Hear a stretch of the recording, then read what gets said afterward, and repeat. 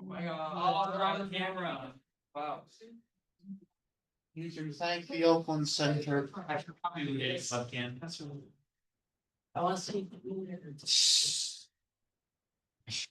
Oh, you're I mean, we need to learn all these. exactly. Actual. Become higher than that. That's 4 people. I mean, 7 o'clock. Wait, that's not what I want to do.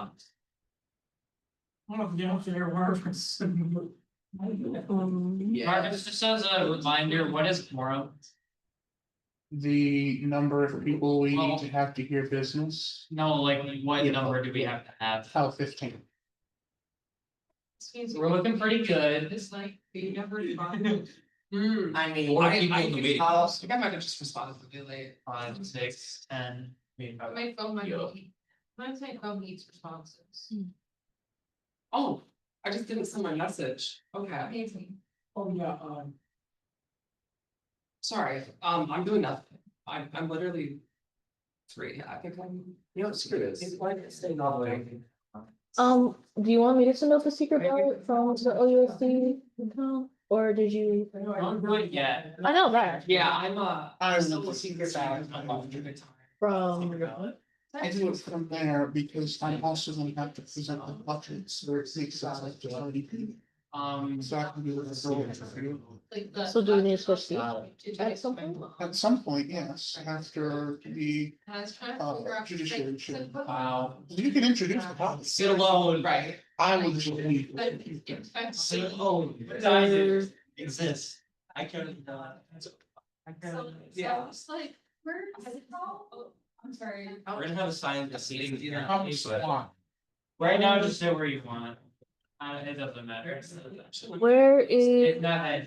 It'd be so funny if you let Clover to sit alone over there. Oh, Carolina, don't do that to me. Thank you, Carolina. What you looking for? No one. I got it. I wrote it this morning. See, I have one friend. One cool person in ours. Jesus. I literally live with you. Oh, Yeah, but you're over there. Oh, You live together? Wait, you're live. I had no idea they lived how. It's in an apartment, we had a 2-bedroom apartment. How are you guys surviving? I would die. I sleep on your phone. Oh, oh no. I sleep on your couch. Looking. The- Alright. yeah, You know everyone can see your sign. I do. I work nonstop. That sounds like a lot of fun. Yeah, I'm probably serious. Okay. It's right. I remember what you were thinking. You were thinking cool pants Like and this stuff. Yeah. I got cans for almost $20. ooh. From where? From Hollister and Abercrombie. Now, is that a friends with family discount? Mm. Like, What I could You wanna do go with to library, Australia? did you sell the money? I don't, but if you would be willing to do so, that would be lovely. Go to Park. What? I got it. Like there's like, can we turn on the camera? Oh, we all. Camera is on. Oh my god, are you serious? You're thinking of that? That's not Marion, Marianne is brilliant. but that's not her. Who is that? Alexandria Why does Nicole. it say? but actually, just because of the quality of the image. Never mind. You gotta get someone You should like probably mute yourself before the meeting. I'd recommend that. Marion is. You don't wanna be- It's gorgeous. That's fair.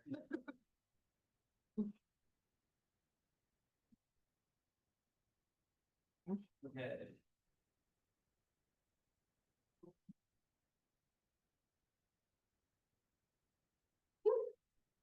4 + 7, that'd be 11. Wouldn't it be so funny if you just don't meet? If we don't meet quorum, that would be tragic. Right. Sweet. Yeah, I came over with that. That was a big thing. I would like to link the roll call sheet to the agenda. I don't see a reason why. My head's going up today. Not to mention, you've already got it. I know. Linking it As- now of comp. Going forward, Is that? me not having to open it It's these 2 days. and just open it. Alright. Check my calendar again to the. There's no. I was just saying, Adrian text me. if they're 8 to 5, It's just doing things to make ourselves If they're the night more today. convenient. It's not a very people. No, Yeah. I got some folks in the. Yeah. Today. Depending on what time. Monday. Oh, we got more people. Oh, 3:30? Hi, Earl. It'll probably. It's like, y'all should come at this table, so I'm not alone. No, leave Oliver alone. Because I don't want to. No, the former director. Yeah. So, the ghost of Dominic Mullins. Yeah, I could probably. There's some more ghosts in there too. Legislator David Pace is good for Gary. Well, remember, Actually, you weren't here when it was. Just checked. Was that? Adrian? We weren't like, you're gonna. Okay. Like, I'm just saying, anyway. I love making them say that. Legislative. That can be your language names. All of them, all do the same like 12 names. I should go for legislative majority. Say, No. Yeah. You're already going up for steering chair. if I lose, I'm going for legislative majority leader, just so you I'll guys stay say. here. Oh my god. You should go for that. And that's completely unconstitutional, right? So we can still amend. We can still amend the agenda. I am the sitting row. I don't, anybody's gonna be. I think Marion might. I've heard that she wants. It's already a two-person race for majority leader. Ooh. I can make. Even if I get clear. You know, I do. Alright, I'll make you doctor. I mean, I'll be sending out the agenda so anybody Run for various legislative places that already majority. right now. I'm a spoiler candidate and I win. if Zach Manhattan was in trouble, right, I don't know what where he would be. Right. I'm gonna start calling, well, Mario said he would show up. Wait a minute, you're not the director of executive platform. I know. What's hateful, Rich? You know what, I should have just brought my legislative one that I have, so. Hey, Zach, well, just Throw in a little orange box. Or right now. exactly at 5 to 8 folks. if he's not here, I'm panicking. Mario, Yeah, he's supposed to be here. watching game or after. Yeah. Get the Italian plumber here. 6, 7, 8, Exactly. 9. We're online. Two more to meet quorum, guys. Let's do it. Oh, perfect, we're in the gold rooms. Alright. Is Adrian coming? I don't know, maybe I think Mario's here. he's kind of getting. Mario's still. Oh, there- Okay, just here. Okay, so if Mario's coming, that's quorum. Love quorum. Yay, I love quorum. It's so cool. Want me to put Jeff on the mic? Quorum, I hardly know him. You want to expand the Zoom because you'll have to share your. Quorum just means like the. What's your issue? So they can- That's all? Oh, it didn't look like it was. state. Oh. Maybe it's not sure. We're ratifying your existence. Me or Earl? You're looking at Earl right now. I'm paying you. Mm, I'd like to amend the agenda. I would like to strike legislative Smith from the. I wouldn't keep it. A second. No, it was Google okay on official name does. Who else? Who else is? Now, check the. Oh, God. It's me. Where's Violet? That's true. Excellent, excellent, okay. Oh, that's a lot of people. I was thinking two things. One, I do wanna do the election. They're Marion's photos. I wanna do the election from Tony soon. Oh, I can still handle that. Say something. How many do you have? And then. 1, 2. 1, 2. We have. That's not. Yeah. Hold on. I wanted to run it by you since you're the. No, It's on the. I think that'd be fair. Incense, Rose, you see how these how's nice here.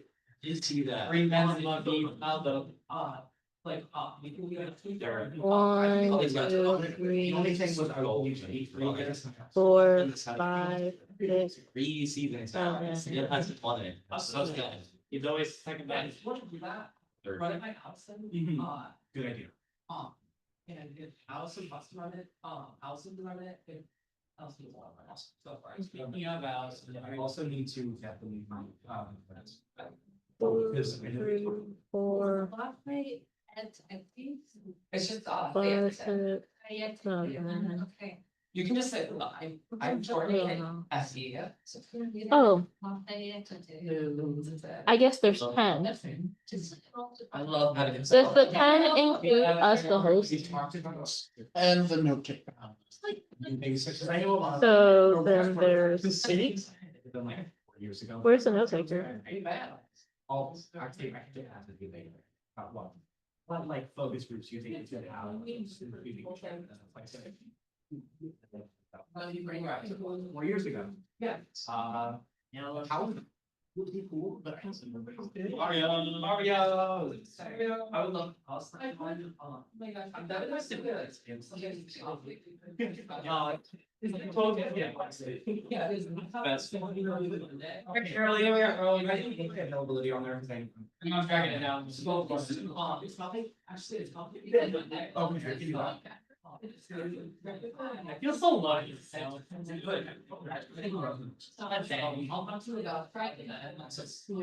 agree. But I'll let you, I will stay muted and I will not speak up as much because I'm making this up. And then there's. Only if I have people who speak, because I. We're gonna get to our first like full change. I mean, obviously nobody's new, but it's like, this is our first year. I mean, Jeff's been chair for 2 years, I've been chair for 3 years. It's a big turn. Yeah. That would be the director is not your problem, but it's not. You can't go complaints. Exactly, you know who takes on the positions? Right. Interim director. Yeah. I don't know what the like is. I never got one. Mario, for the million. We didn't never. He's got it. Did it never show up? They never picked it up from printing. And I They would have picked it up. I don't. As long as you had. Well, it's also very going on maybe. Okay, that's. We'll get you on there after the budget. Yeah. Marcus is every e-board position, so if you want executive stuff, you have to follow him. Yes. We'll be starting in 1 minute. Yeah. Yeah, I wanted you to have it in mind. I've been. Glad we're on the same. Right. Yeah. You know, lots of stuff. I do too.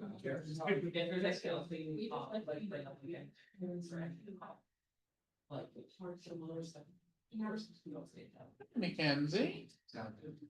Oh, shoot. My God, Mackenzie. I think I've seen this services that.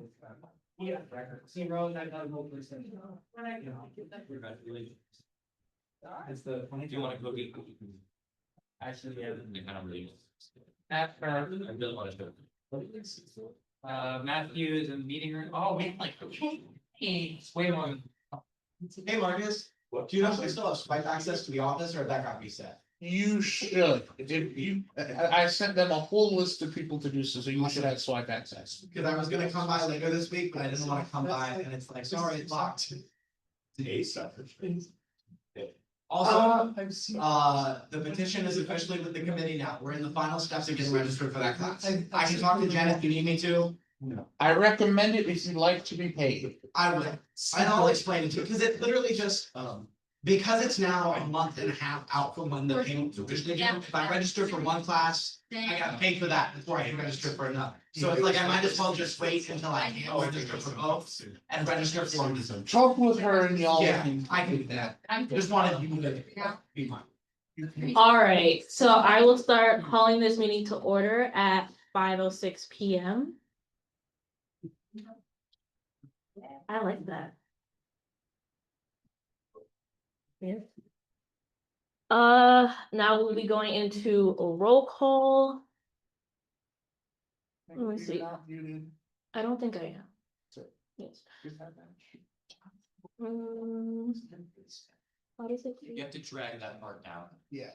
Go like up a little bit more with the cursor, so you can not highlight.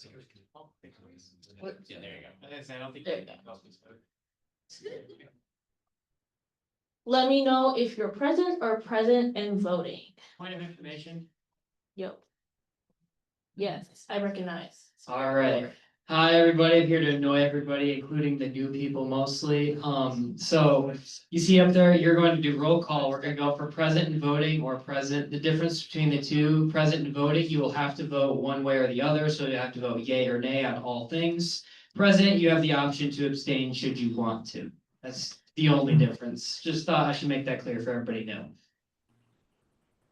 Thank you for that point of information. Speaker DeVore, present or present and voting? Present voting. Okay. Legislator Brace?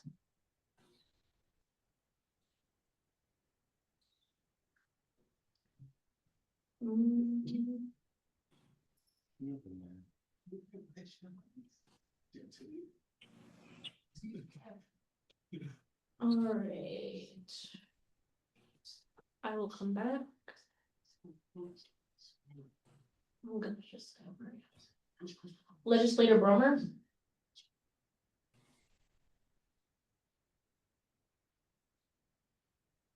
So. What is that? I'm present and voting. All right. Really quietly. It's not connected to this, which is. Where's the HDMI cable? Is that right? Anyone got HDMI? It's right here. Hooked up. Okay. Let's see, Legislator Childs.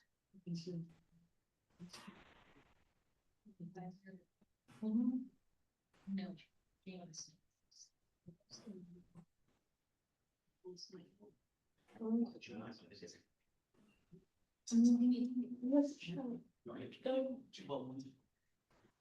Legislator Childs.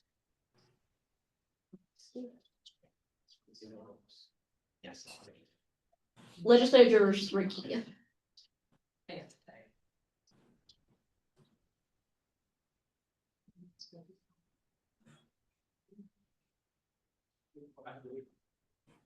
Yeah, they were supposed to be.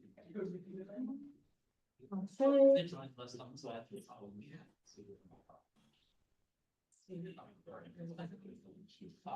Legislator Fayette Ites. Present and voting. Did I pronounce that right?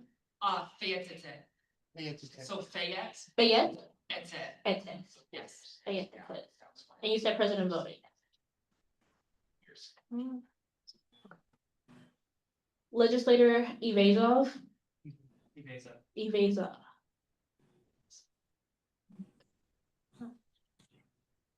Oh. This is a very perfect Saturday.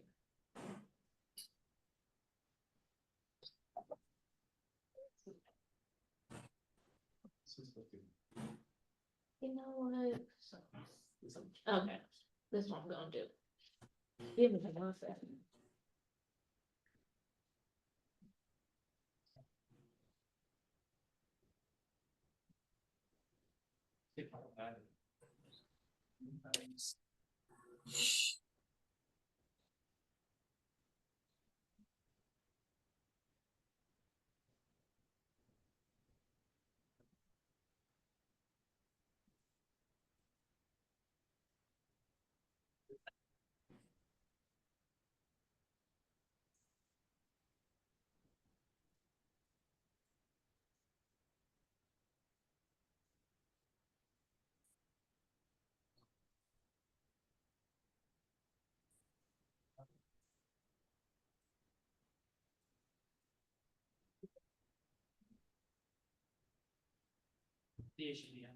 I'm joining from Zoom. Because, Okay. yes.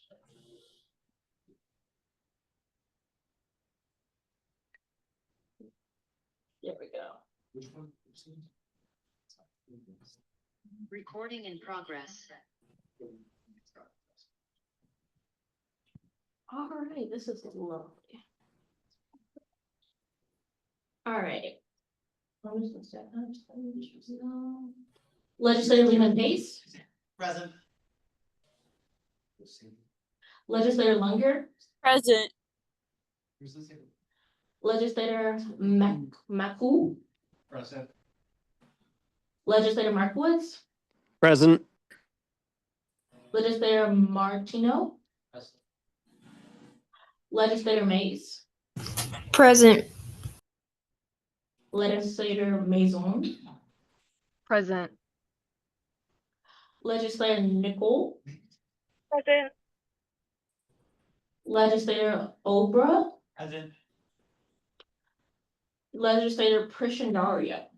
Dara, Prishandario. you got it better than that. Okay. Legislator Rosario, Present. Legislator Subaru. I don't think I said that right. Subaru. Sear boots. Subaru. Sear boot. Okay. He was like, yeah. Legislator Smith McKenzie. Legislator Smith Rhodes. Present and voting. Hmm. Yes. Legislator Snell. Present and voting. Legislator Valdez. Legislator Van Patten. Present. Legislator Vala.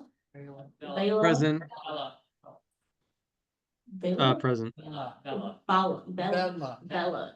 There you Bella. And can you repeat that? Present. Present. Okay. Legislator Waters. Present and voting. Legislator Wiegand. Present. Legislator Wolf. President voting. Alrighty. So, point of order. Go ahead. We had someone step into the room, Legislator Breeze. Legislator Breeze, are you present or present and voting? President.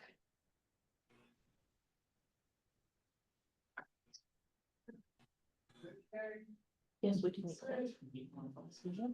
Alrighty. So now I will read our land acknowledgement. Let's see.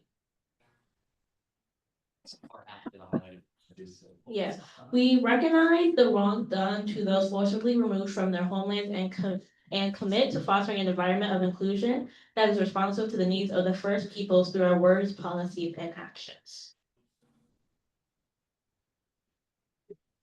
Next, we'll move on to approval of the agenda. Are there any motions to amend the agenda?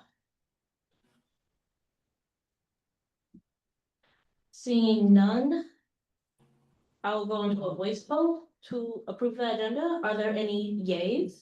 Yay. Okay, are there any nays?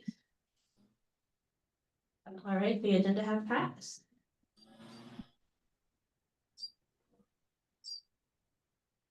Moving on to guest speaker and skipping that because we do not have one. Moving on to announcements. Are there any announcements at this time? No, moving on to new business. Approval of the judiciary chair by Clover DeVore. You, Speaker DeVore, you may take the floor. Just a point of information, list title first. Oh, You're good. you're good. Thank you. There's literally a mic. This one? right Alright. here, table. Hello, everybody. This is the first time you guys will see me today, first of many. So the first thing we got is the judiciary chair for the only candidate we have right now is Legislator Smith. I'm just gonna say, judiciary chair is probably the most difficult of the legislative leadership positions. I'll address President Johnson. You were previous speaker, you worked very closely with the judiciary chair. You know just how difficult that job is to do. So the fact that Legislator Smith was both the first person to come up to me to go up for a position and wanted to go up for judiciary chair, I think that speaks that's pretty well to me. I'm gonna let her speak for herself on her own record, but with that I'll yield to Legislator Smith.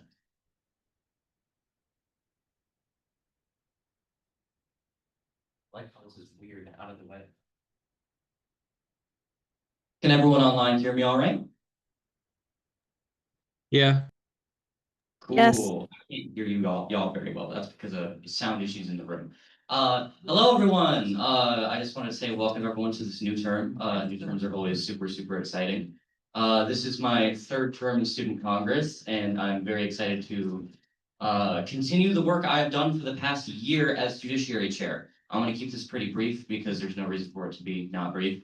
I've served as Judiciary Chair for the past year. I built the foundations in which the Judiciary Chair and the entire job around it actually stands on. Any system for like attendance, inquiries, hearings, committee meetings, every single bit of that was built by me last year. And seeing as I'm the only one going up for approval for this job, I am the only one in this Congress with experience doing the job. I would love to be reconfirmed to be Judiciary Chair. That would be very, very nice. With that, I will yield to questions. I have a question. What was? I recognize legislator Christian Dario from Christian Dario.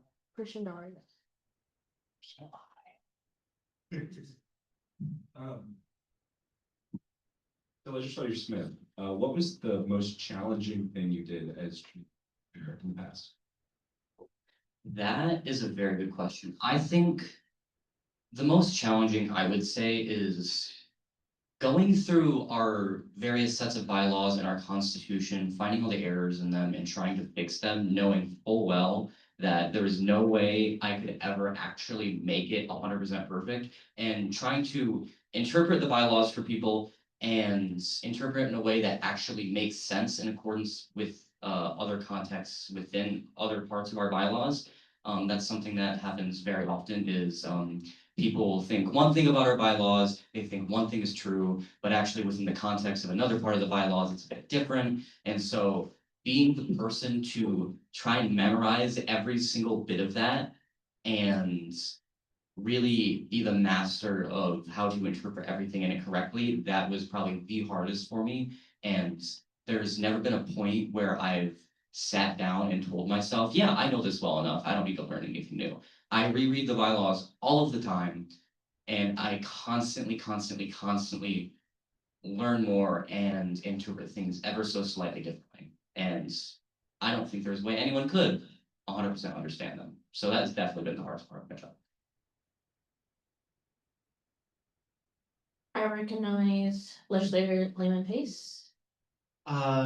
Legislator Smith, if you were such a good judiciary chair, why aren't you the judiciary chair currently? Why did your term end? Y'all, Clarify for the mind. I'll clarify for the new members. At the end of each term, each chairperson in the legislative leadership spot, if they are reelected, goes back to being a legislator, and they have to be reconfirmed to be the chair, which is what I'm currently doing. I recognize Speaker DeVore.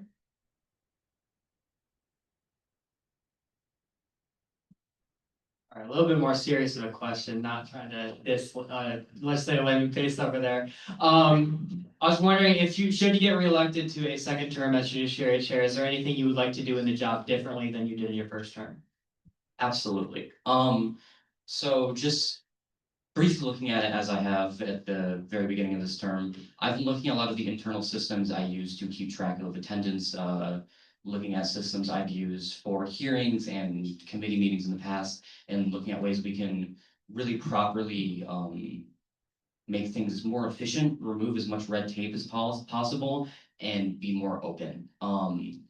One thing I've already done is, for those that don't know, within 1 week of the Judiciary Chair being confirmed, they are required to present hearing guidelines for the Judiciary Committee. And I presented them last year. I don't feel like I had a very good understanding of what it should look like, but now having a year in the job, I have a better idea of how I can make things more efficient, how things can be more clear for normal legislators and more simple for people to look at and say, yeah, I understand what that is. So I've actually already redone the hearing guidelines or the hearing guidelines / format that will go up if I am confirmed. Are there any other questions at this point? All right, seeing none, I will ask legislator Smith to step out of the room so there can be discussion. That would be awesome.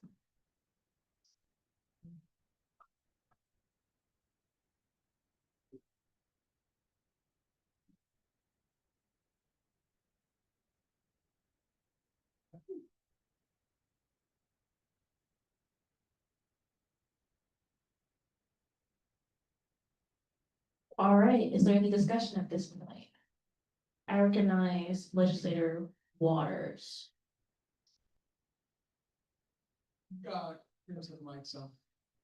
I recognize legislator Waters. I got it. Yeah, okay, okay. Sorry. Thank you. Okay, I want to see make sure this thing's on. No, that's not it. Oh, there we go. Yeah, I just wanted to speak a little bit, about, legislator Smith. I was on the judiciary chair, judiciary committee, last term, and, I don't know how we would have gotten most of the stuff we got done without legislator Smith. She is incredibly qualified. She's been doing the job very well, in my opinion. And I mean, just I'm voting yes. I'm in full support. Then I yield the floor. I recognize legislator Valdez. I'm so sorry.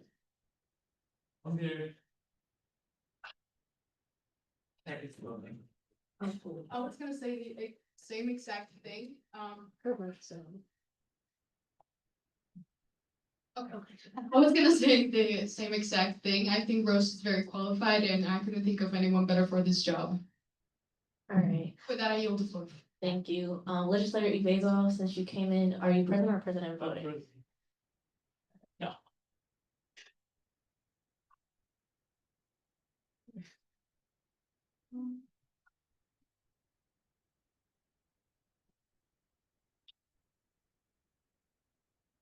I recognize legislator Wolf.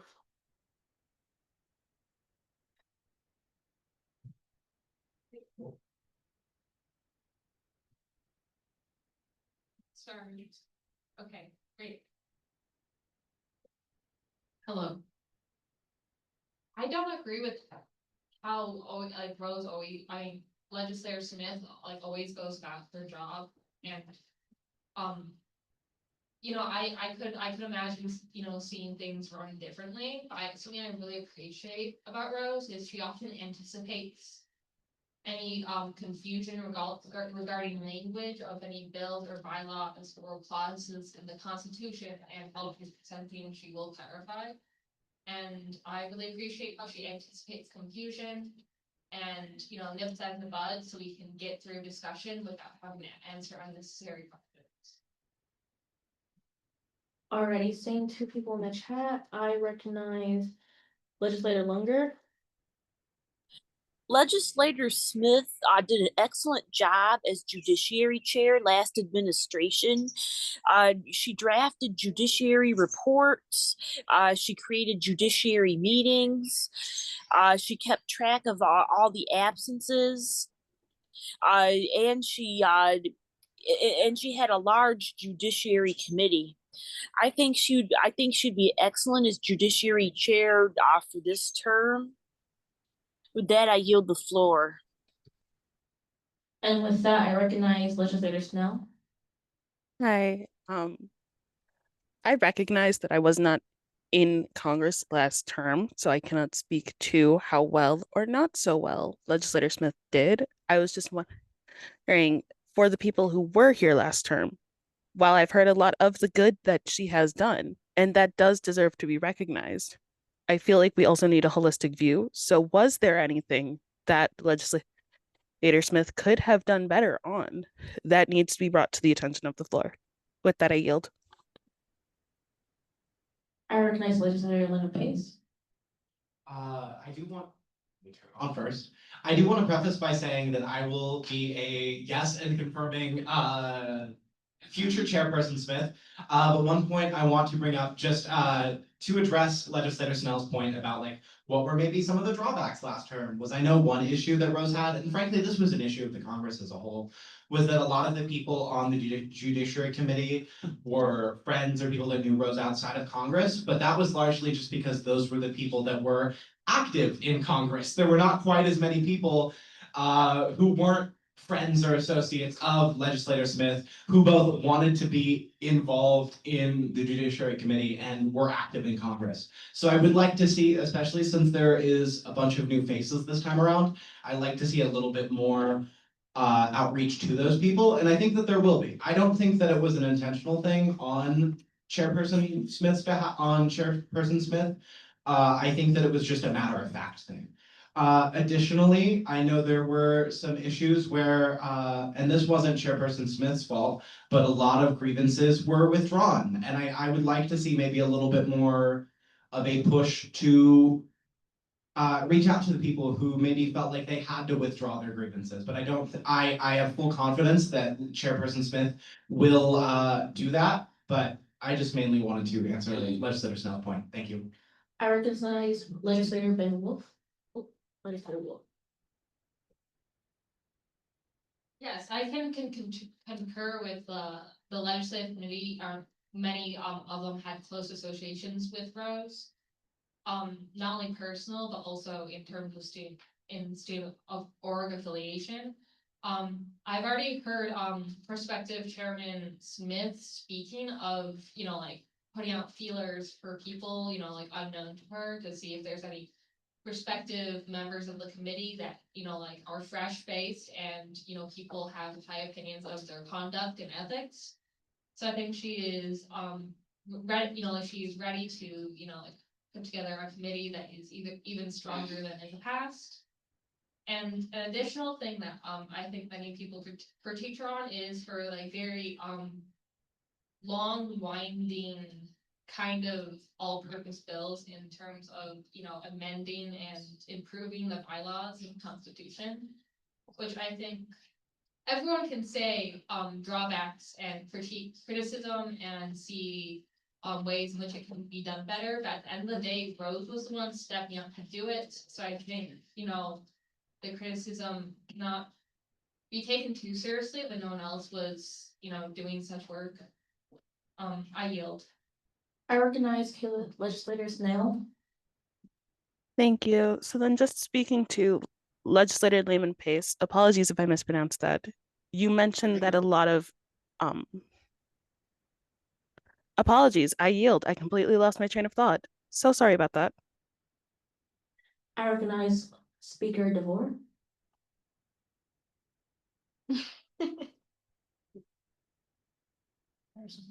I would like to just address two of the points raised by Legislator Landon Pace. Speaking as a member of a very long time member of the Judiciary Committee, might I add.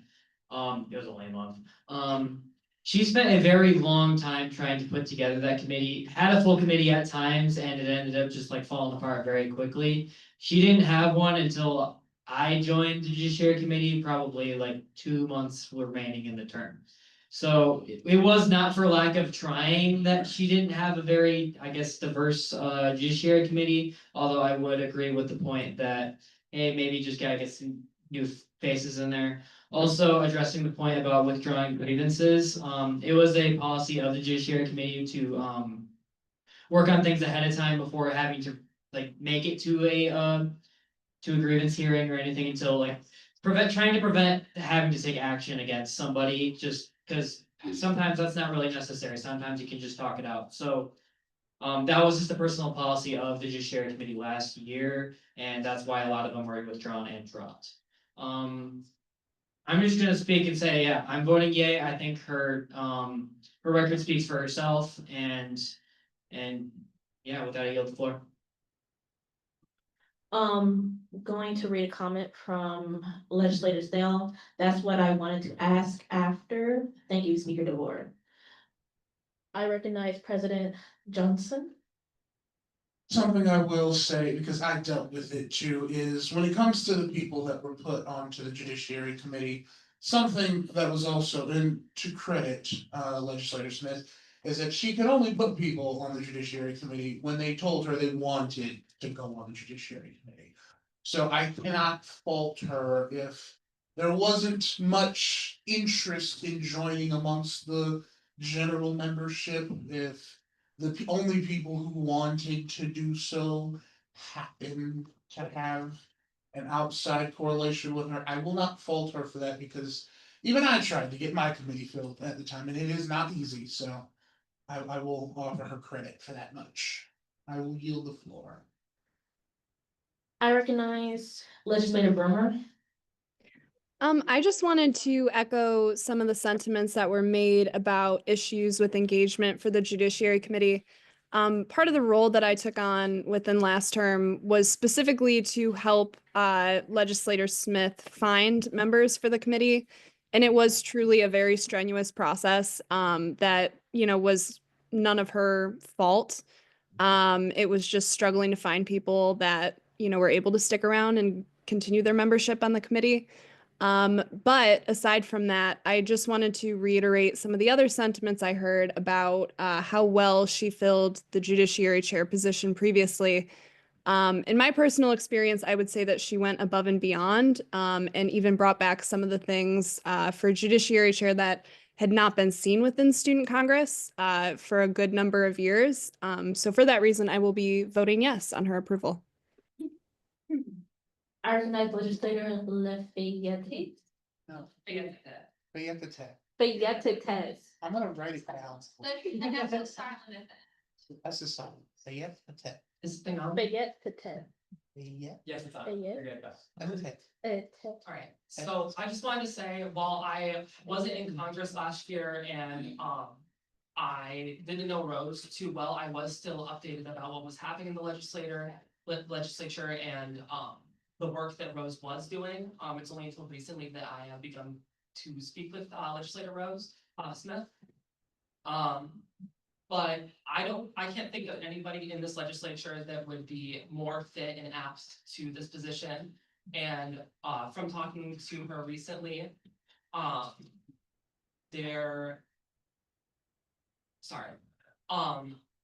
speaking to her about her future plans, she does plan to diversify her committee and reach out to people who would be willing to work with her in the Judiciary Committee. And with that, I yield. Legislator Valdez, I recognize you. I was in the Judiciary Committee with Rose, and I think she kept things pretty fair. She kept everything confidential, and I think every time we voted, we were never judged by our vote. So I appreciate that a lot of her, and my vote is yay, sorry. All right, are there any more discussions at this point? All right, seeing none, we will go into a roll call vote. All right. The tab is right there. Yeah, just go to the time, you're not tracking it. No, but I want to make sure. Start with President.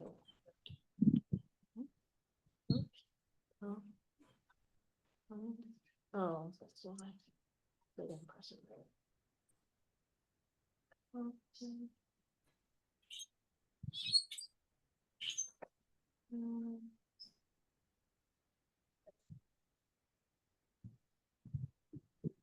Speaker DeVore, Yeah. Legislator Brummer, Yay. Legislator Fayette A10, Yeah.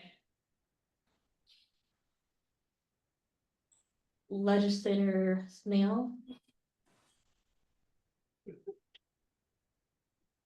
Repeat that.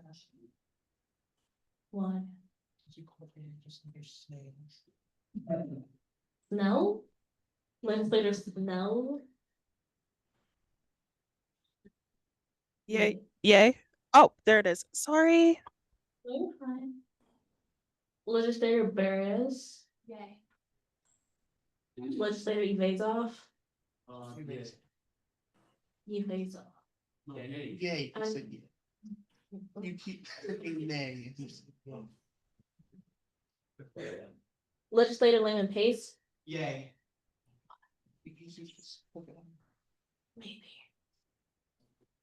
Legislator Lunger, Yay. Legislator McCooch, Yay. McCool, Legislator Markowitz, Yay.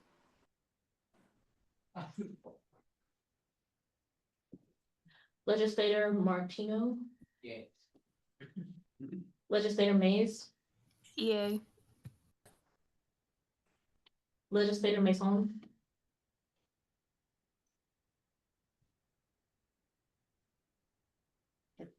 I am checking the chat. All right. Legislator Nicole, Yay. Legislator Dario, Yes. And it's. Legislator Obra, Yay. Legislator Rosario, Yay. Legislator Smith McKinsey,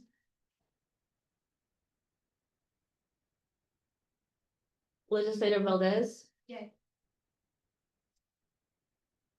Legislator Van Patten, Yay. and I'm seeing a yay in the chat from Legislator Mason. So with that, Rose. Why did she have to wait?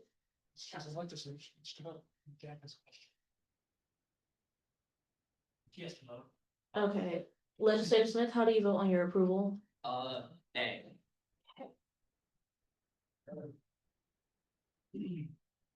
Okay, and with that, Legislator Smith Rose is now approved to be Judiciary Chair. Point of order. Yeah. Legislator Waters. Okay. Scroll. I was also, there's various legislators from the president voting category that are missing, including I myself. Yeah. Including me too. I think You might be doing the bottom.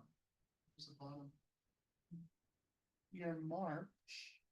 So then it just must be an issue with the form. Okay, so who's all missing?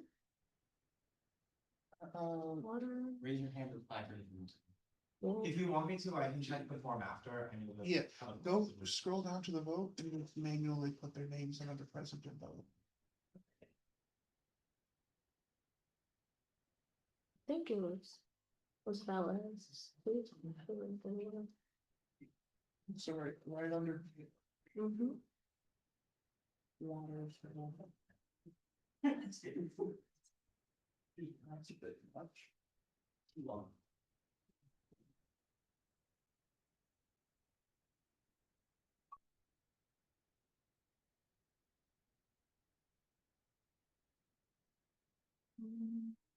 My sugar person. Okay. This one is present and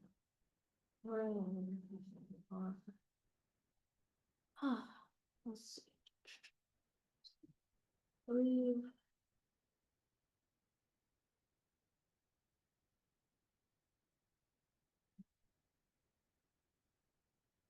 Barrett.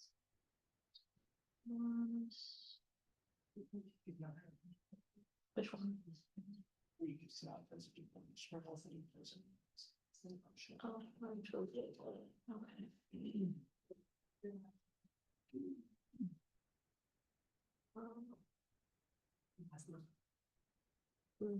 If Wiegand's present, as president. Okay. Waters and Wolf. I mean, I think you would need to be added. President and voting. And this can be added though. And then Velas. Yes. Oops. There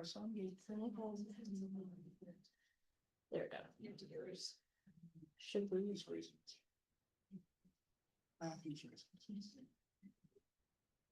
I recognize Legislator Valdez. We get. Yay.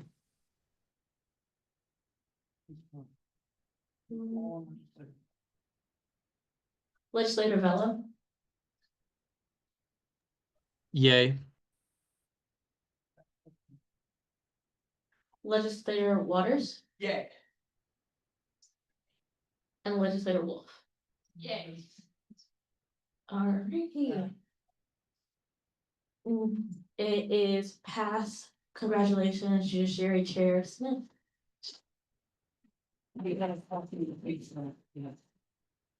Alright, well, yes. So moving on to the next agenda item is approval of steering chair Clover presented by legislator Speaker DeVore.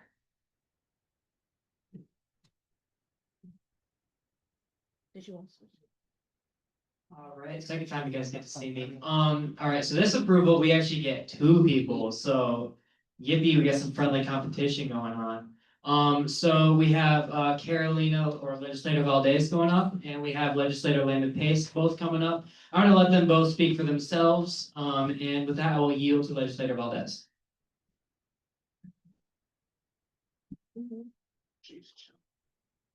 Hi, everyone. For the legislators who are new, my name is Carolina Valdez. I was student chair last term, and I had a lot of fun. I had to learn from zero because it was also my first semester as a legislator, so it was kind of a lot of information, but I managed to make it through, and I learned pretty quick.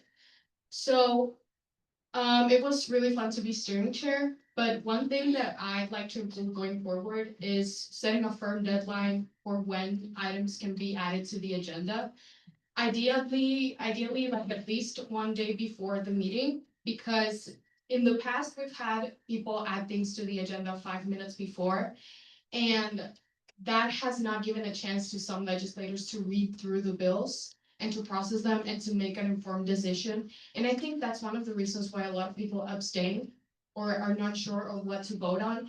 And what we want at the end of the day is for everyone to vote yay or nay comfortably and with confidence and without any doubt. So that is one thing that I wanted to work on. Also, if in the past I didn't put a thing in the agenda and I moved it to the next meeting, it's not because I have anything against your bill at all. It's only for the purpose that we all go back to our homes at a reasonable hour. So if it's too long, then of course I had to move it because, well, we all got lives and we all have to eat dinner at some time. So I had a lot of fun, and if you guys will have me, I will give the respect and also the seriousness that this role entails. So thank you so much, and thank you for your time.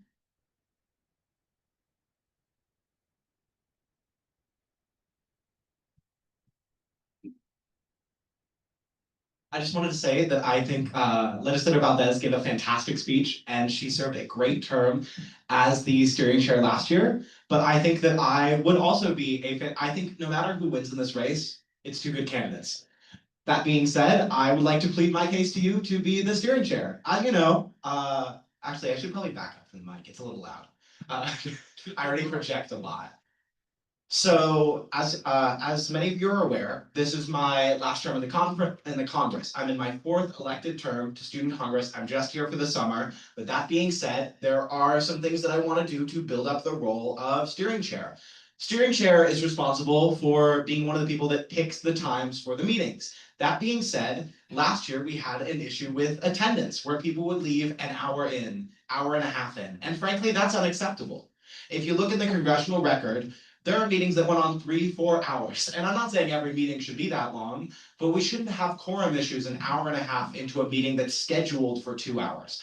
So, that being said, given that I know a lot of the people in this Congress personally, I can harass them until they give me time so that I can get a meeting time set. I will make sure that the fall meeting time works for the most people for a window of 2.5 hours. Because in the past, there have been issues with availability where it's been like, okay, here's a 1-hour window where everyone's free, and they'll pick that time. The most people are available for just that 1-hour block. We need to look more holistically. If we think that most of our meetings will be about 2 hours long, we need to be looking for 2-hour blocks of availability. And I want to go beyond that, just because a lot of our meetings stretch over. Additionally, as former chair Valdez can attest, I am someone who struggles with deadlines in regards to resolutions, which means that I know full well what works and what doesn't in trying to set new ones, which is why I liked the idea of making it a day before. But say if our meetings are Monday, I want it to be the weekend before. I want to make sure that there's at least a business day beforehand. And if there's a weekend, there's a weekend. I also would like to do a little form at the bottom, if possible. I want to explore this to ensure that people are actually reading the bills. Because even when given ample notice, we have an epidemic of legislators who don't do their job. You know, you were elected, you can bill the hours of reading the legislation. Usually it's not super robust. The amount, I had a bill last term where it was a bylaws amendment. And during the meeting, there wasn't a ton of discussion. But when we had a little one-on-one, or not a one-on-one, the legislative meeting where people had read it, there was so much fantastic discussion on it because people had read it, because people wanted to process it, because they were willing to engage. And I would like to see more of that discussion in these meetings. And so I think just by doing a little like, I have read the bills, like just a little quick check. It'd be fantastic. That way, and it would be anonymous to anyone but the steering chair and maybe president and vice president, so that we can have an idea of what's working, what's not. If a bunch of people aren't reading the bills, what's not clicking? I also would like to make sure that all requests are put through in the agendas channel so that you can see when requests are made. If something's denied from the agenda, which I don't see being likely, you'll see why and what the issue is. And yeah, I think that also having this position will help me pass on my institutional knowledge as our longest serving member to the new administration and to potentially whoever comes after me. So yeah, I would like your vote in this race. Even if I'm a little bit more time limited, I think that this will be time well spent. Sometimes the best candidate isn't the one that can serve forever, it's the one that you need right now. Thank you. And with that, I'll ask both candidates to step out so we can go on to discussion. They both have to stand up in front and ask questions. Yeah, ask. Oh, they didn't stay for the ask question. That's true. I miss it. Alrighty, well then, are there any questions at this point? Oh, I recognize Legislator Smith. McKinsey. I don't care. Can you hear me? Oh, Well, Yeah. you need it for the folks on. can y'all hear me? Yeah. I'm good? Okay. Mhm. So I have a question for Legislator Lempace, because I know you mentioned legislators leaving an hour in and how you felt that was not right, because when we blocked off 2 hours, I know I left hours in due to classes and due to other circumstances, which I know you did mention previously before in other areas. So I was wondering what's your plan to get around that. I know you said that it's a lot of us here, it's a lot of different legislators, a lot of different positions. I just wonder how you plan on carving out time for everyone to stay for the full attendance, if that's a requirement for you. Of course. I think a lot of it is just making sure that we are picking a block that's like, instead of looking at 1 hour segments or half an hour segments, we need to be looking at that entire 2 hour window to see, okay, if someone's available for this whole 2 hour window, they'll count. If somebody's only available for half of it, that won't super boost the numbers. I think it's more just like, if you look at when to meet or let us meet, it shows everything in 15 to 30-minute intervals. Which is nice on a graph, but I think that we need to almost ignore the subparticles and just look at the whole. And so I think just honestly picking a better meeting time, I know historically, we had been, Mondays at 5 for like 20 years, Mondays at 4 for like 20 years. And I think that that would be a good time that works for people. I think also, I know classes are already kind of scheduled, but if we get a meeting time set up sometime relatively soon for fall, which it's a little early out, but that still leaves time where it's one, we're working around people's class schedules, and two, it's early enough that people can try to fit their work schedules around it. So that would also be mitigating another thing, because if you know, hey, meetings are gonna be Mondays at 4 every week for the next whole semester, you don't, and you know that a month in advance, your work schedule can be worked around that. It just, the classes are hard to do except for planning around it, but if we get things out a little bit earlier, it means that you can plan other things around the meetings. So it's sort of a cohabitation. Thank you. Okay. That makes sense. I recognize Speaker DeVore.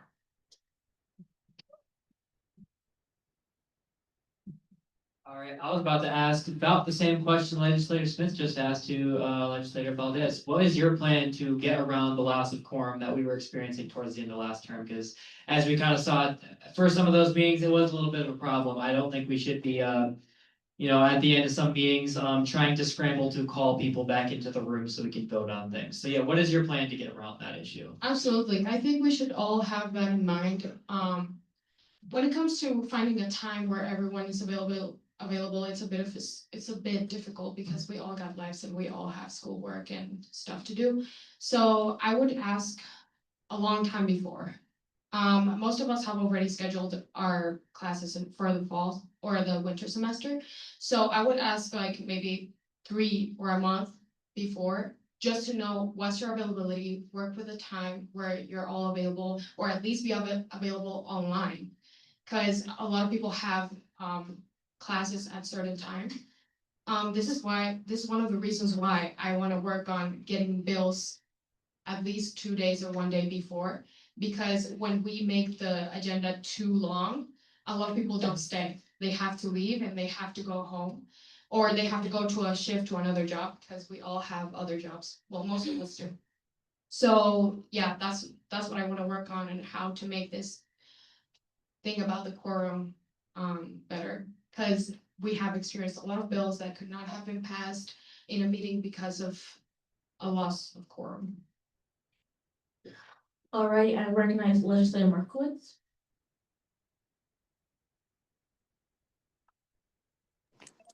Thank you. So this is for Legislator Lehman Pace. So in all honesty, I'm leaning towards Legislator Valdez, and the reason for it is because I wonder that if you just being here for the summer, that theoretically, if it is Legislator Valdez or somebody else that ends up taking over in the fall and winter, if they disagreed with like the little changes that you made, then it would just kind of negate any progress potentially that was made. Where I think maybe having some continuity there through the summer would just make more sense if that's the direction it's going to head anyways. But I wanted to give you the space to be able to respond to that before we got to voting. Of course, and I think that that's a really good point that you bring up, where it's like any changes that I make or any different things, if whoever's elected after me doesn't like them, they could be reverted. However, I would raise, if I make a change and the body likes it, the body would be pretty receptive to that if the new steering chair wished to change it, which I imagine, I know Caroline and I probably agree on a lot of things here. I've liked some of her reforms, I'm sure she's liked some of my reforms, and so I think that we are pretty continuous. I think that the knowledge that I bring, having seen a lot of different steering chairs who were more effective or less effective, or frankly not in the room at all, I think that that's valuable, and I could help shape the role into a way that I've seen be a little bit more effective. And I also would like to collaborate, because attendance is an issue that steering chair and judiciary chair face a bit more with the judiciary chair. If we build in that sort of connection, laying the roots is great. And I would rely on whoever comes after me to help the tree grow. But if they chop down the tree and the body's like, hey, I liked that tree, then I feel like they would face repercussions there. And so the issue of progress changing, if it's working or being stopped, even if people like it, is almost negated by the sort of advisory body that OUSC is. Does that answer your question or help out?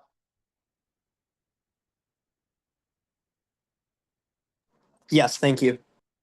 Great. I recognize Legislator Snell. Hi, sorry again. With the quiz, I want to, like you said, it was like a form or a quiz. I'm not Legislator Layman Pace, by the way. Sorry.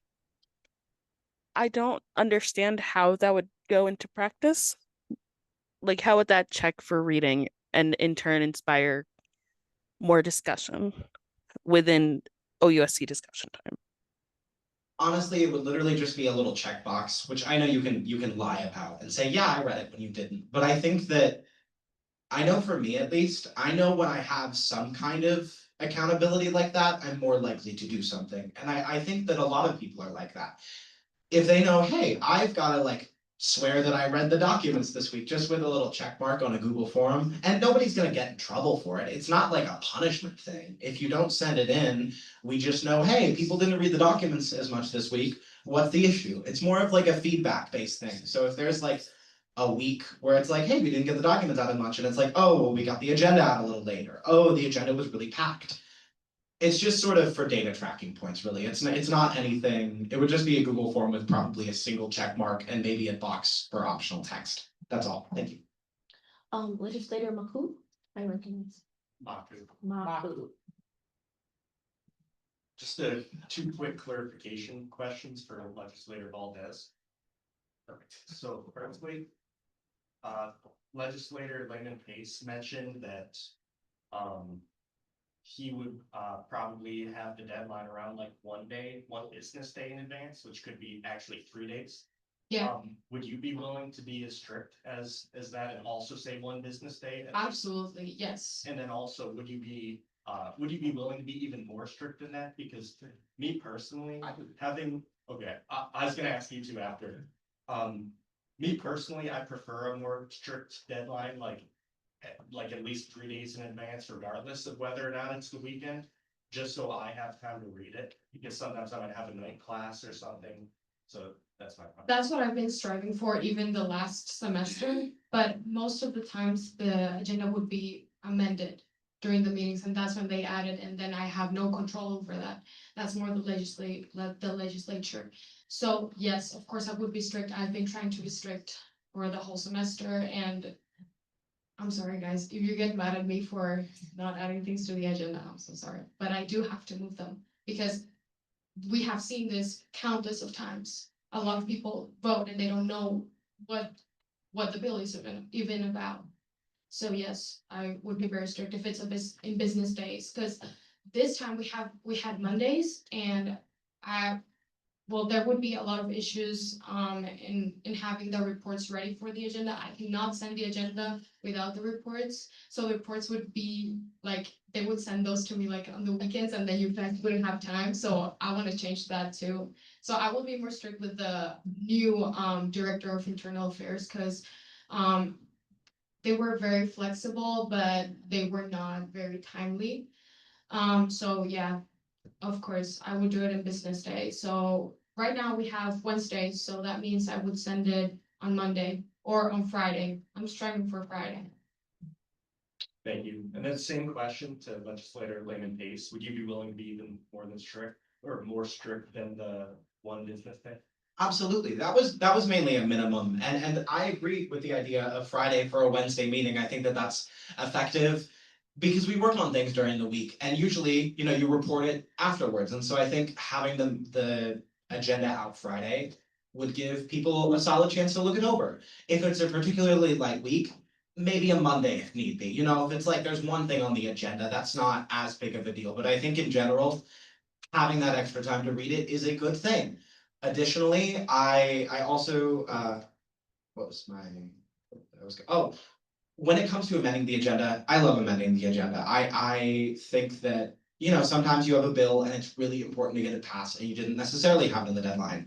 But I would like to see, and this would honestly be something to work out with the parliamentarian, that motion come with more discussion. I think that if you want to amend the agenda, there should be a built-in discussion time to that, so that you can explain what the bill is and people can be like, okay, well, what's the positive of putting it on the agenda this week? Why can't we push it back? And I think that if we had a little conversation, not necessarily where you do a whole overview of the bill, but where you just do, hey, this is what the bill does in literally 2 sentences. This is why I need it on this week.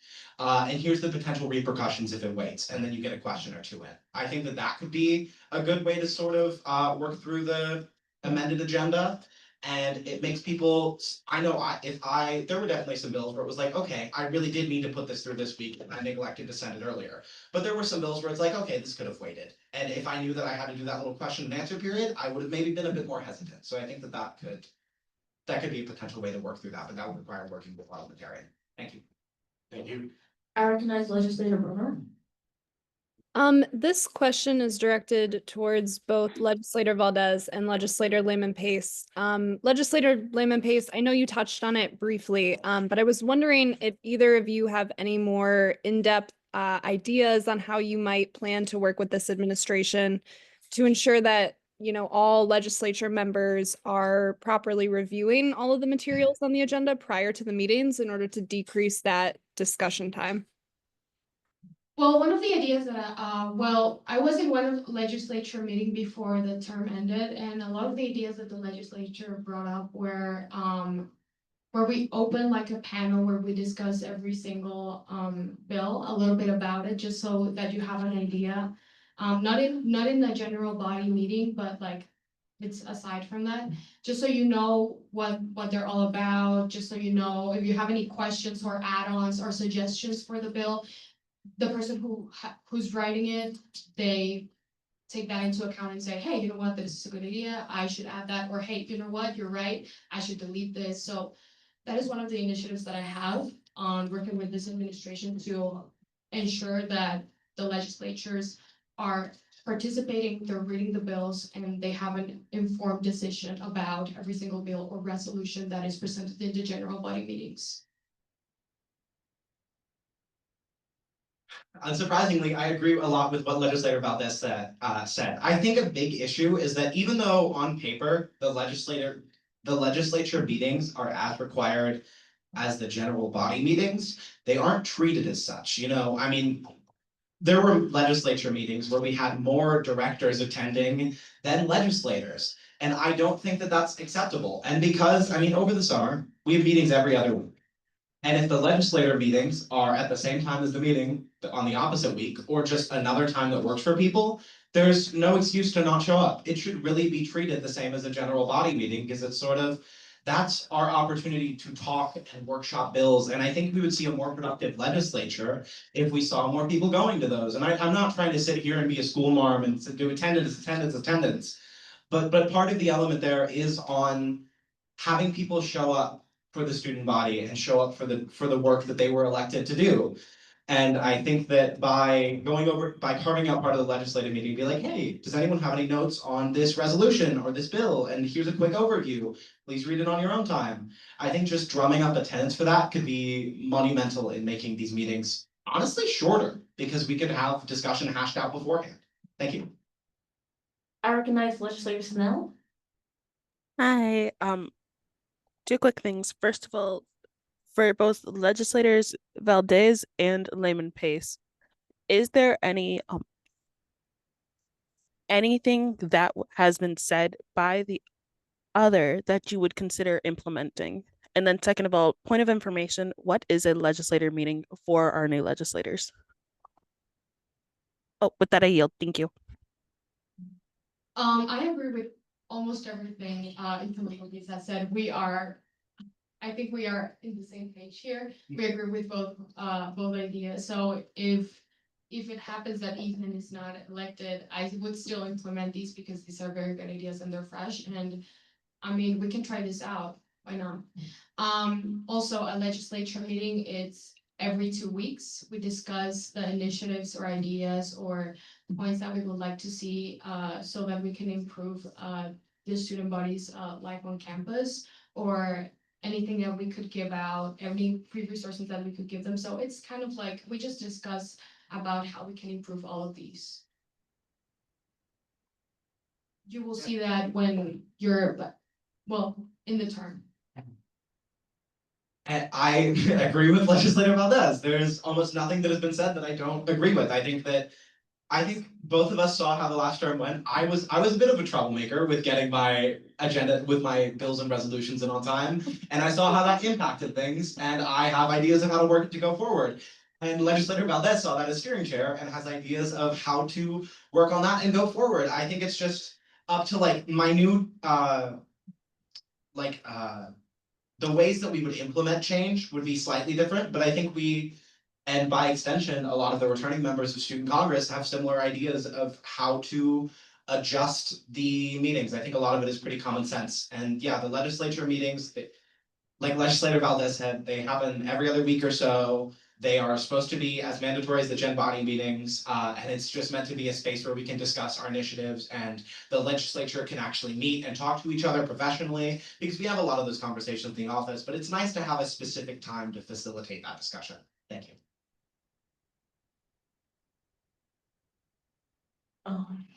Martino. Legislator Martino, the chair recognizes you.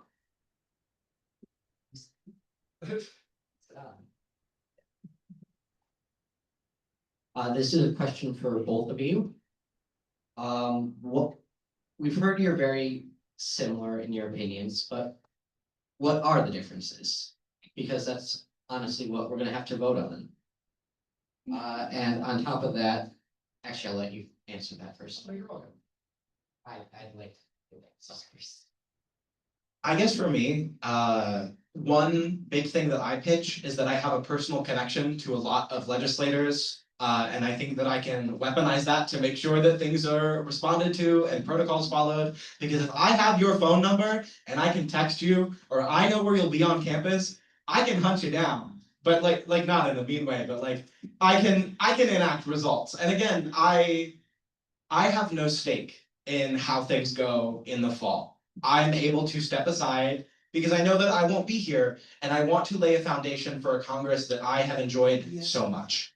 I think that I will be able to, of course, when we were doing meeting times before, I had a preference. Everybody's got a preference. But in this case, I don't have a preference. I just want to do what's going to work for people, what's going to work for the most people. I want to be able to follow up and be like, hey, I know you said this time doesn't work for you. Is it because of class or work? Are you able to potentially reschedule this class? If the answer is no, fine. I won't make you, but just so you know, like how flexible, because sometimes you mark a time is unavailable. I pretty consistently marked myself as unavailable in the mornings. It's just because I knew I couldn't consistently wake up then. I was available. If I set an alarm, I really could have gone. But did I mark it unavailable? Yes. Or if there was a really busy day for me and I had a 2-hour window in the middle, I would mark that as unavailable because I just needed a little time to rest. So if there's a time that works for most people, I will reach out to the people where it's like, hey, this doesn't work for me. I'll be like, hey, what's the issue? Do you have a class that you can move? It'd be cool if you could. If not, just how can we make arrangements around this? But I've got a lot of ideas related to the timing of the meetings and making sure that we have as proactive discussion as we can. Thank you. Okay, well, I live 8 minutes away from campus, so I'm always active here. I'm always here. I also work out here. I've gotten to know almost every single legislator throughout the semester. I've been hanging around this office a lot. I would not use your phone to reach out to you. I would use Slack, because this is a professional setting. We have to use the app. If you happen to not answer to me on Slack, I will be on campus and I will talk to you in person. Because I think it's better to discuss things in person than through chat. So the way I would implement the ideas that Ethan Lima Pace has maybe might be a different approach, but overall we have almost the same opinions. I think he has a lot of knowledge about student congress, and I came in last semester, but I am eager to learn, and I have all the initiative that you can possibly imagine. Trust me, I love this organization, and I would do anything to help. A quick comment from legislative mail. Thank you. Temporary point of privilege. Back. I recognize legislator Wolf. I motion to move to a vote. Is there a second to the motion? I second that. Great. Did everyone online hear that? We're moving to a vote. No, sorry. Okay. All right. I'm gonna have the two. I do have a question. Are we going to do, because I know sometimes with a contentious election, we would do. We're doing a secret. Okay, good. I was gonna say. We're skipping discussion. Yeah. That's what I don't. We're gonna have discussion on once the candidates. Yeah. We should have a timer for that. Discussion. I think it was- That's what I'm. Wait, hold on. Moving to a vote, we'll skip discussion though. I motion to move to discussion. Second, okay, we're discussion and then to vote for everyone online. I hope that's fair. Just move to discussion. Okay, then now we're open for discussion. Legislator Ivezov.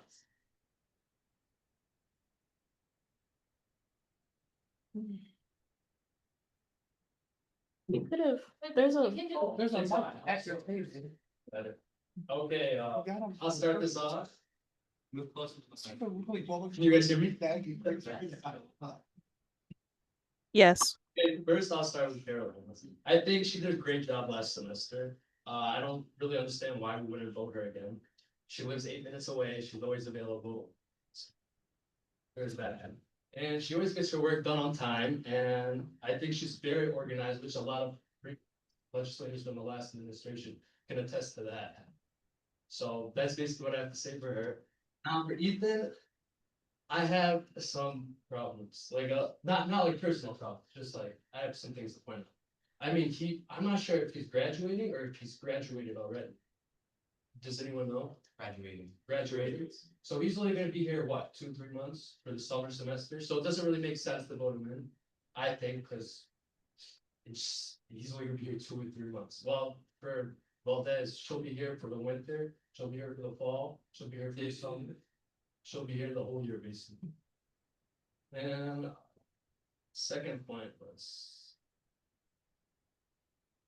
Okay, also, he mentioned this, he admitted it, but he does a lot of things last minute, so I don't really know if we could trust him. Just to do things on time, so that's my second point. And then one last thing is,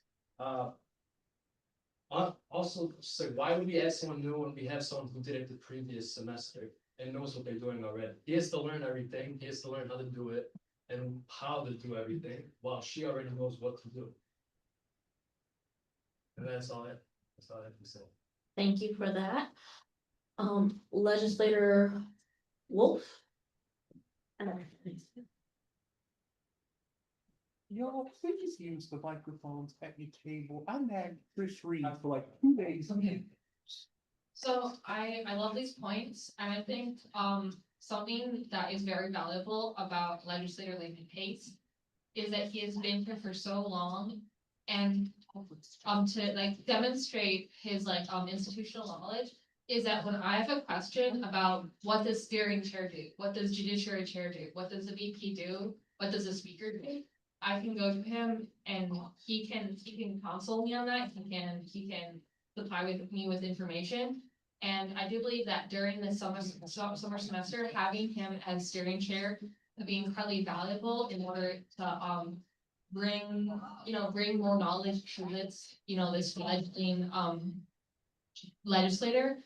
And in terms of Carolina, what I really see for her is for her to be majority leader of this body. I think she has incredible relationships with all, across the board within all areas of the Congress. And she's incredibly just like friendly and cheerful. And I think she could be a great majority leader. Like that's the main reason why I would vote for that's the two main reasons why would vote for I would vote for to approve Layman Pace would be his institutional knowledge and the fact that I want to see Carolina, legislator Valdez as majority leader, and I think she would be excellent for that role. Legislator Markowitz.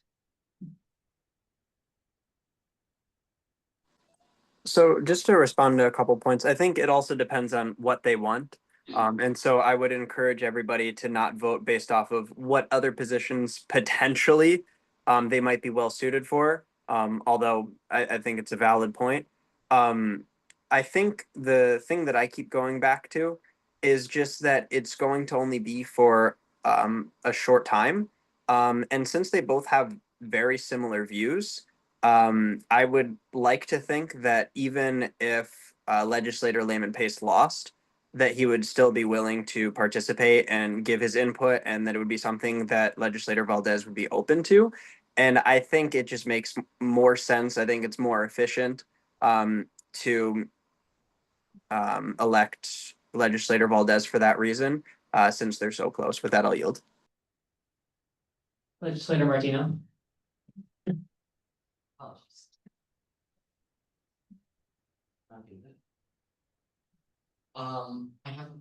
Am I allowed to ask questions to the previous legislature? You can ask a question, but you have to direct it. You have to direct that chair. I'd like to know if there was any complaints about steering chair Valdez last time around. Is there any reason we should be considering someone new? Legislator Smith. Chairperson Smith, I apologize. Sorry.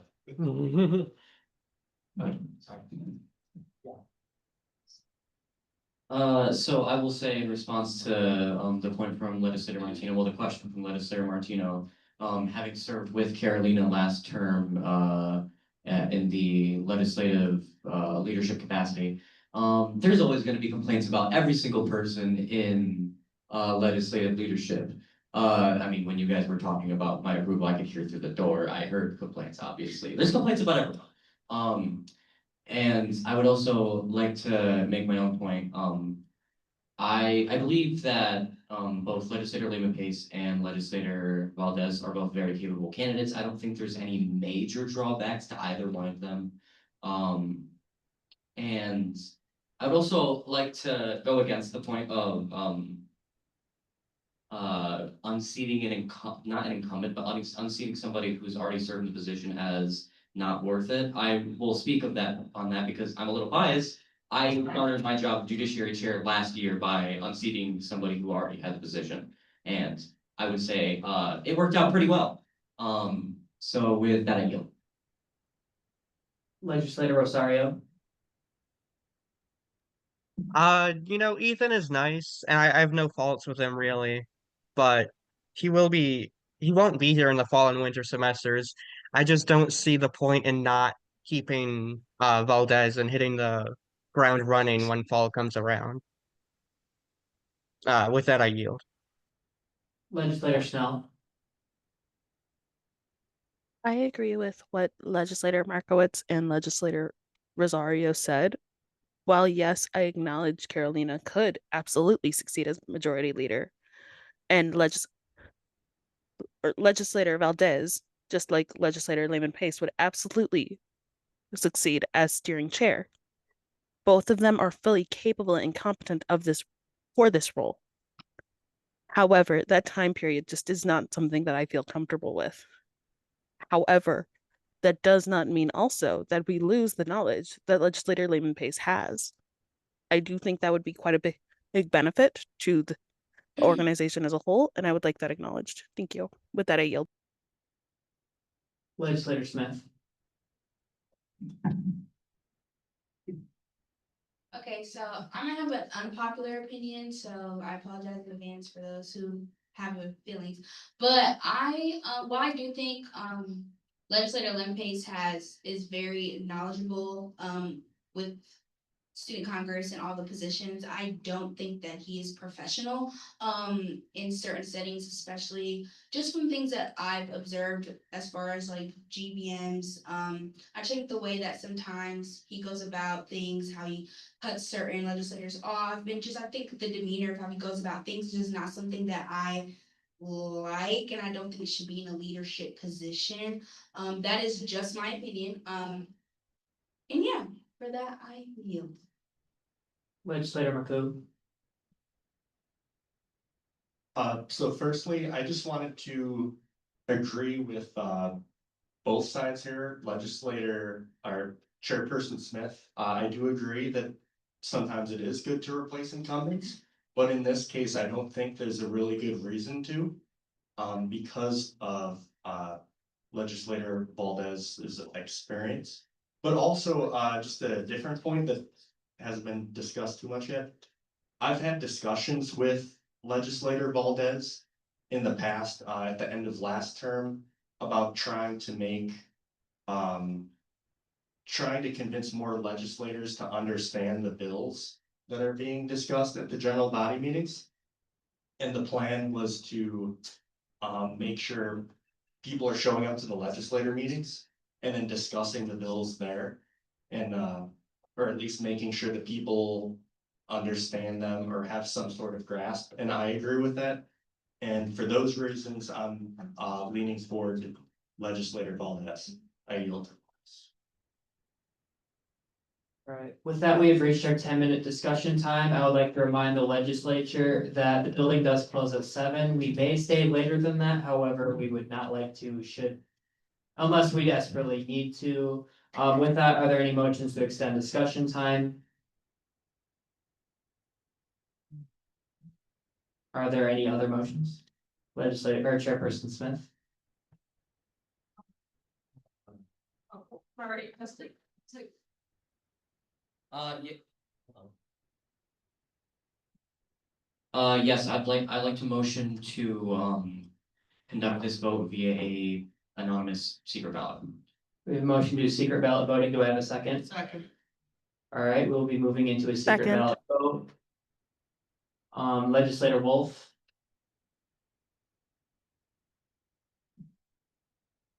With light of our time constraint, would it be wise to perhaps table CR 68-01?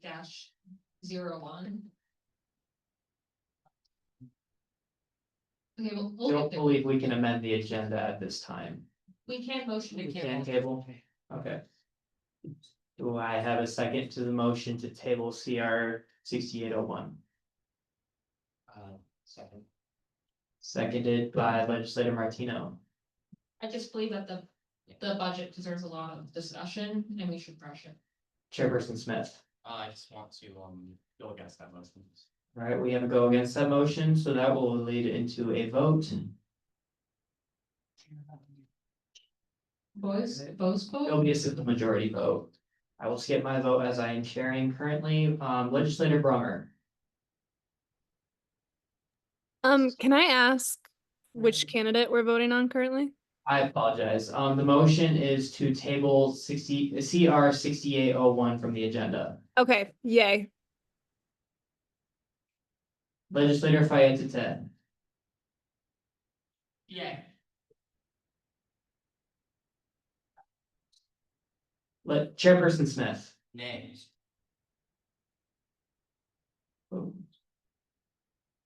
Legislator Snell. Nay. Sorry. Legislator Waters. Nay. Legislator Wolf. Yeah. Legislator Barris. Did I say it? Barris? All right, Legislator Barris. Abstain. Legislator Aveza. Legislator Lehman Pace. Legislator Lunger. Yay. Legislator McCoo. Yay. Legislator Markowitz. Yay. Legislator Martino. Yay. Legislator Mays. Nay. Legislator Mason. My internet cut out for a sec. Could you remind me what we're voting on real quick? Sorry. The motion to table CR 6801 from the agenda. Oh, okay. Yay.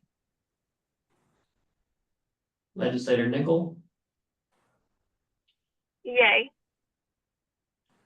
Legislator Obra. Yay. Legislator Pershandaro. Yay. Legislator Rosario. Yay. Legislator Smith McKenzie. Legislator Van Patten. Yay. Legislator Bella. Yay. Legislator Wiegand.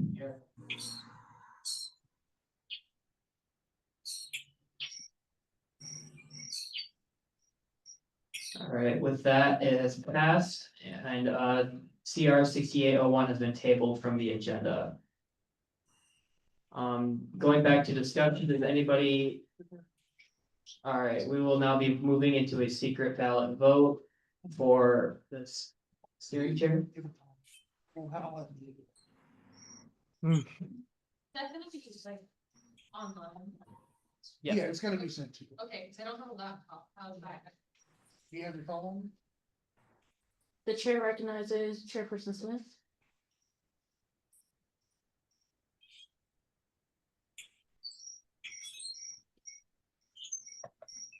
Motion to enter a 5-minute recess so we can actually send this form out in a timely manner that is organized. Is there a second to the Second. motion? That is seconded by Legislator Waters. Recess. We're in a recess. Set a timer. I've been having issues like with his style, or I've been trying to fix it. Okay. Set a 5 minute timer for you. I'm not Or sure. did you already do it? No. Okay, well, Email from Slack and how do you do it? Because I tried to just copy and paste everyone's email. No. What I'm gonna do then, I'll go to the office tonight and I'll see if I can get that resent to you. So in terms of the ballot, if you just email it to me. I just had it sent to everyone's email, so you should be getting an email to respond. Okay. I mean, it was a second for. I was right. But they motioned, they wrote my resolution. You know, there's a question that you can answer. That's. It should be sent to your email. Yeah. And now I have the opportunity to go to the bathroom. Finally, I'm free. Sorry. Please don't Sorry, I have a quick question. If we're having to. I don't have the ballot. Go ahead. Oh. I can't answer your questions until the recess is over. So go around and play that. What'd you say? What's your question? I just said, if you motioning, you said, I should have called for that order, like, I don't know the library. Oh, it's something, yeah, man, it's.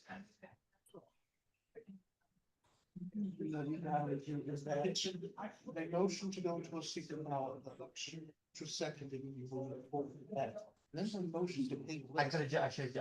Yeah. But it's whatever. That's okay. It's not me who's being negatively impacted by my resolution. You must be a check. By anyone who's not.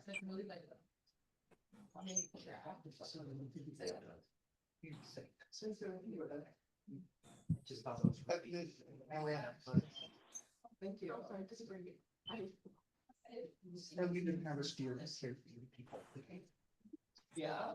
Which is actually very coincidental. I wish I could. About what it is you have to oversee. That's why I'm like, should we call them back into the room, because it's voting on something unrelated? Well, it doesn't change.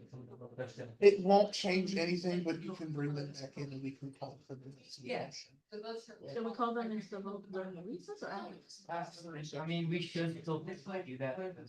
For record purposes. After recess, because I go back into the room, ask us for the votes and the motion. I will give you a paper. People like it to see so long. Yes. Oh, you know, I was not prepared to do it. I'm waiting for.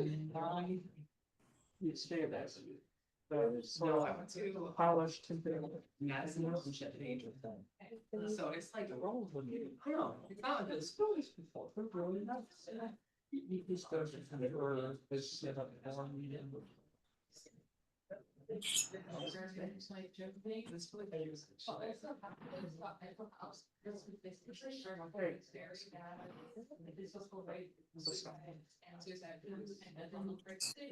You set up yeah.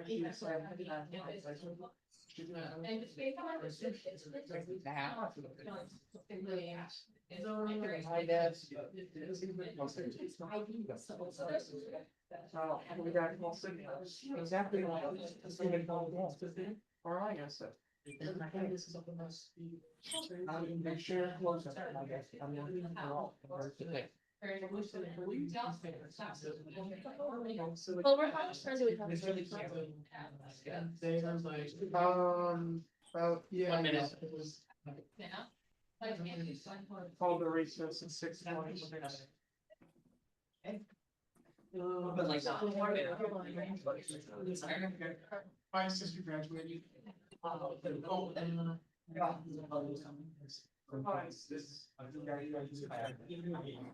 Yeah, side. But, yeah, so, right.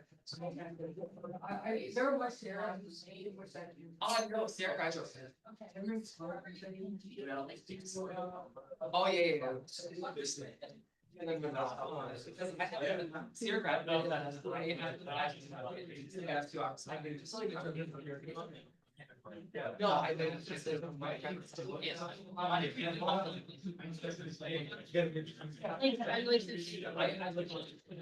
Wait. Okay,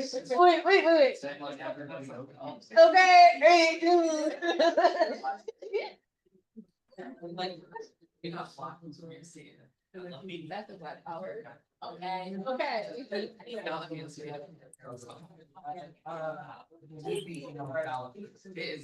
I definitely already know. I didn't know. Yeah, you should have been doing and the recess is over, so you can hold. Yeah. I shall call this. I shall call this meeting back to order at 6:32 p.m.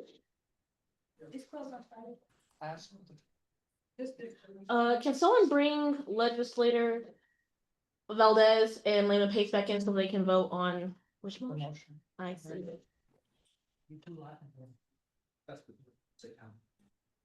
There's another vote. Are we voting on? Tabling CRC 801. Which one's that one? Mine was a little. Is that the ad hoc one or the? Something like that. All right, 68, lovely. This place and like. I'll say yay, because worst case, we can get more stuff on there later, more signatories, I guess. All right. Or no, all of. Lehman Pace, how do you vote? All abstain. Abstain. I don't want to be the one who voted yes or moving, but. Legislator Valdez. Abstain. Okay. Speaker DeMore. Nay. Yeah, I don't want a headline saying I pushed that off. So it does pass, correct? Yeah, it's still possible. It's It still doesn't passing. change the outcome. All right. Well, I didn't know if we still like, oh, we did. Be outside. Yeah. Come in now. How about you now? Yeah. Oh, Hey, vote. thought we announced it. Thank you for keeping. Yes. I see. Oh, no. Did you want to announce it? I love this, you girls, it's so upsetting. If you have not filled out the Google form, fill out the Google form. Well, yeah, form now. No. In your email. And if you were not sent the Google form, let somebody know. Yes.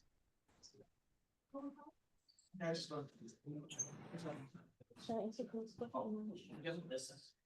Legislator Snail had a question. So can we please confirm everyone has the ballot? President Johnson, can we confirm that? As far as I am concerned, yes, but is there anyone who's missing? You have the ballot. Yeah, I'm saying I have everyone. Yeah, now I'm doing the ask the legislature. Awesome. I have not received the ballot in my email. Has all the legislative, okay, so, which one is it? Please write if you haven't received the ballot. Don't need to. Raise your hand if you got the ballot. And Mary. Anyone online? Yeah, Mary.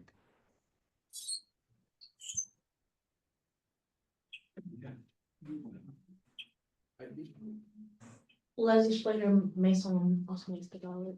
Because I'm waiting on a response, but I'll send it back.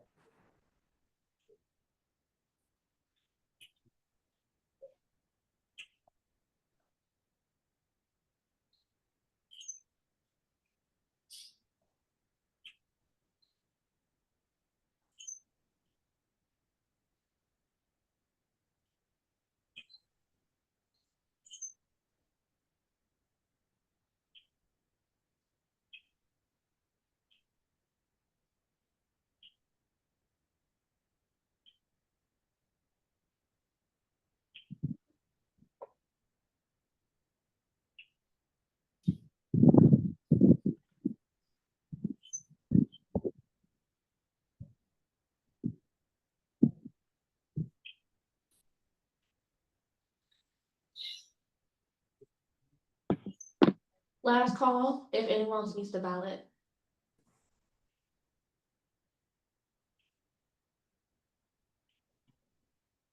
Wait, we might still have one. Sorry, I really, got it. Jessica.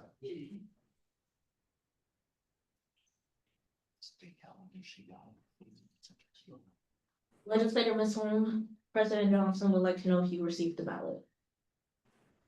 I just got it. Thank you. Is legislator just waiting in the call?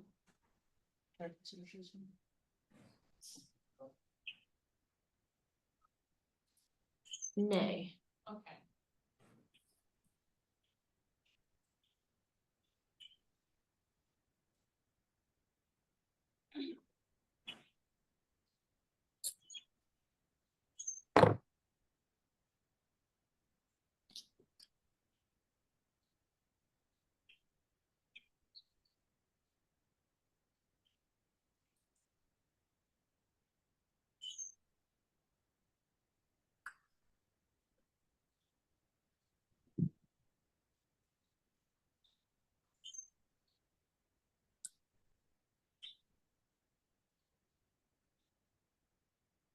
Voting has now closed, everyone. Thank you for all participating. I will now announce the winner for steering chair, and it is Legislator Velez. Congratulations.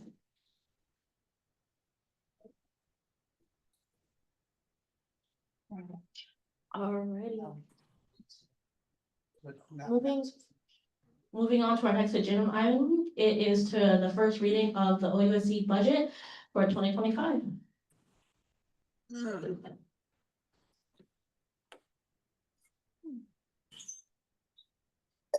Hello, everyone. I know this is the one you've all been waiting for, even though you should have had access to it for a while now.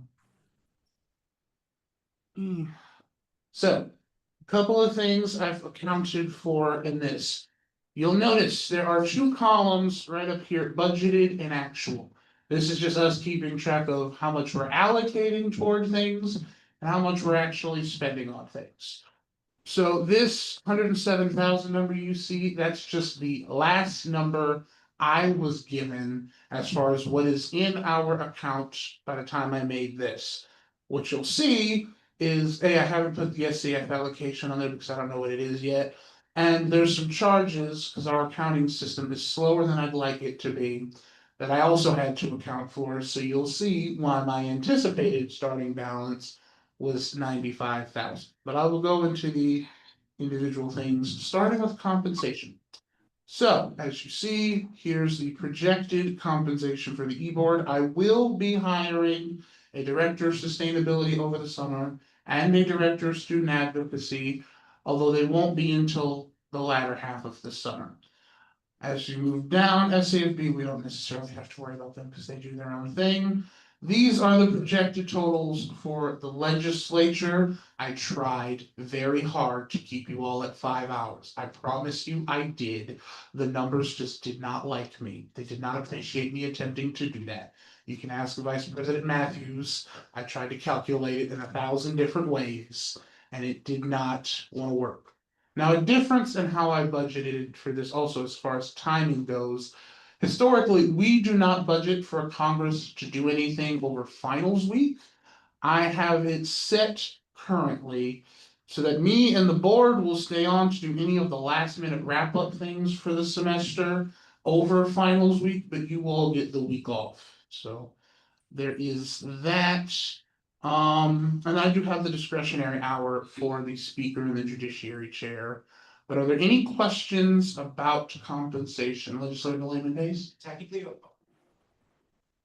over the summer, there are 2 finals weeks, so I guess I was wondering if both would be exempt. I will go look at the calendar and see when that falls in and see how much, you know. Alright, cause yeah, one's like dead in the middle and then the other one's at the end. Yeah, I'll see how much that factors in, because yeah, because summer classes are CAPSy. So I'll go look at that, and then if need be, I will update this to accommodate for that. Sounds good. Sure. Oh, do you have another one? Oh, I did have another one, I wanted to, sorry, I lost my train of thought. Chairperson Smith?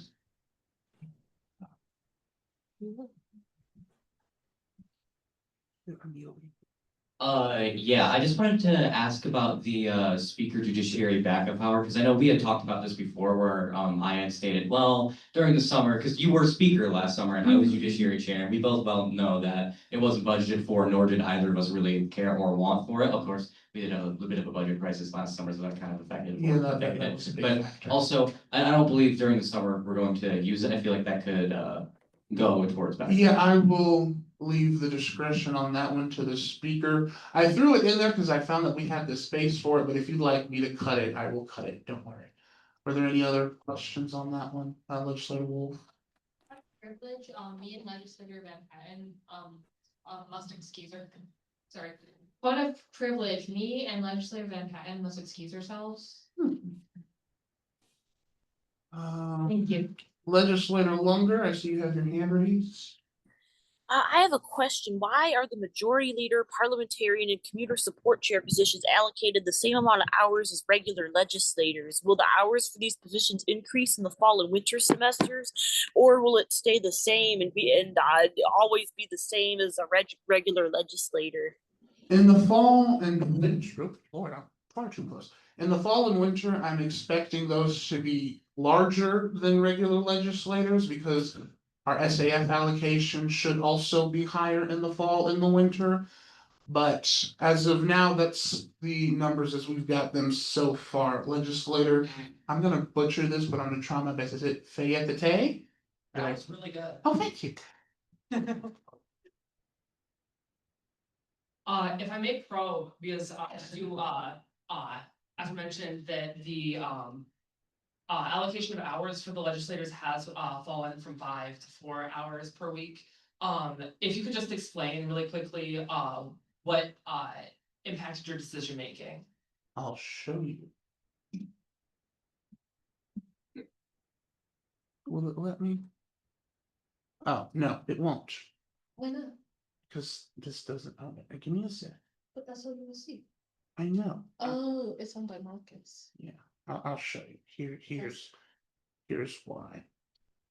So OUSC's compensation policy does not allow for us to budget more than 40% of the budget toward compensation. So if I were to get what I wanted in a dream world, which is having all legislators at 5, I would get a number that looks like that. And then we get put into a position where no legislators would get paid for anything. So, in order to avoid our compensation hitting that limit that we cannot go over, because once we go over 40% of the budget going toward compensation, then it becomes a thing where legislators cannot clock anything in, chairpersons can only clock in meetings and things of that note. So I want to avoid that if at all possible. Does that answer your question, or did you need me to go a little bit more? No, I just want to thank you for answering my question. Absolutely. Chairperson Smith, did you have another one?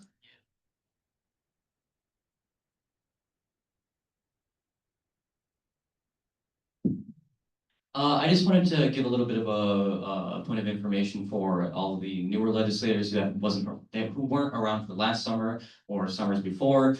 I will say legislators going under 5 hours during the summer is unfortunately a pretty normal thing. Usually it's 4. Last summer it was 3.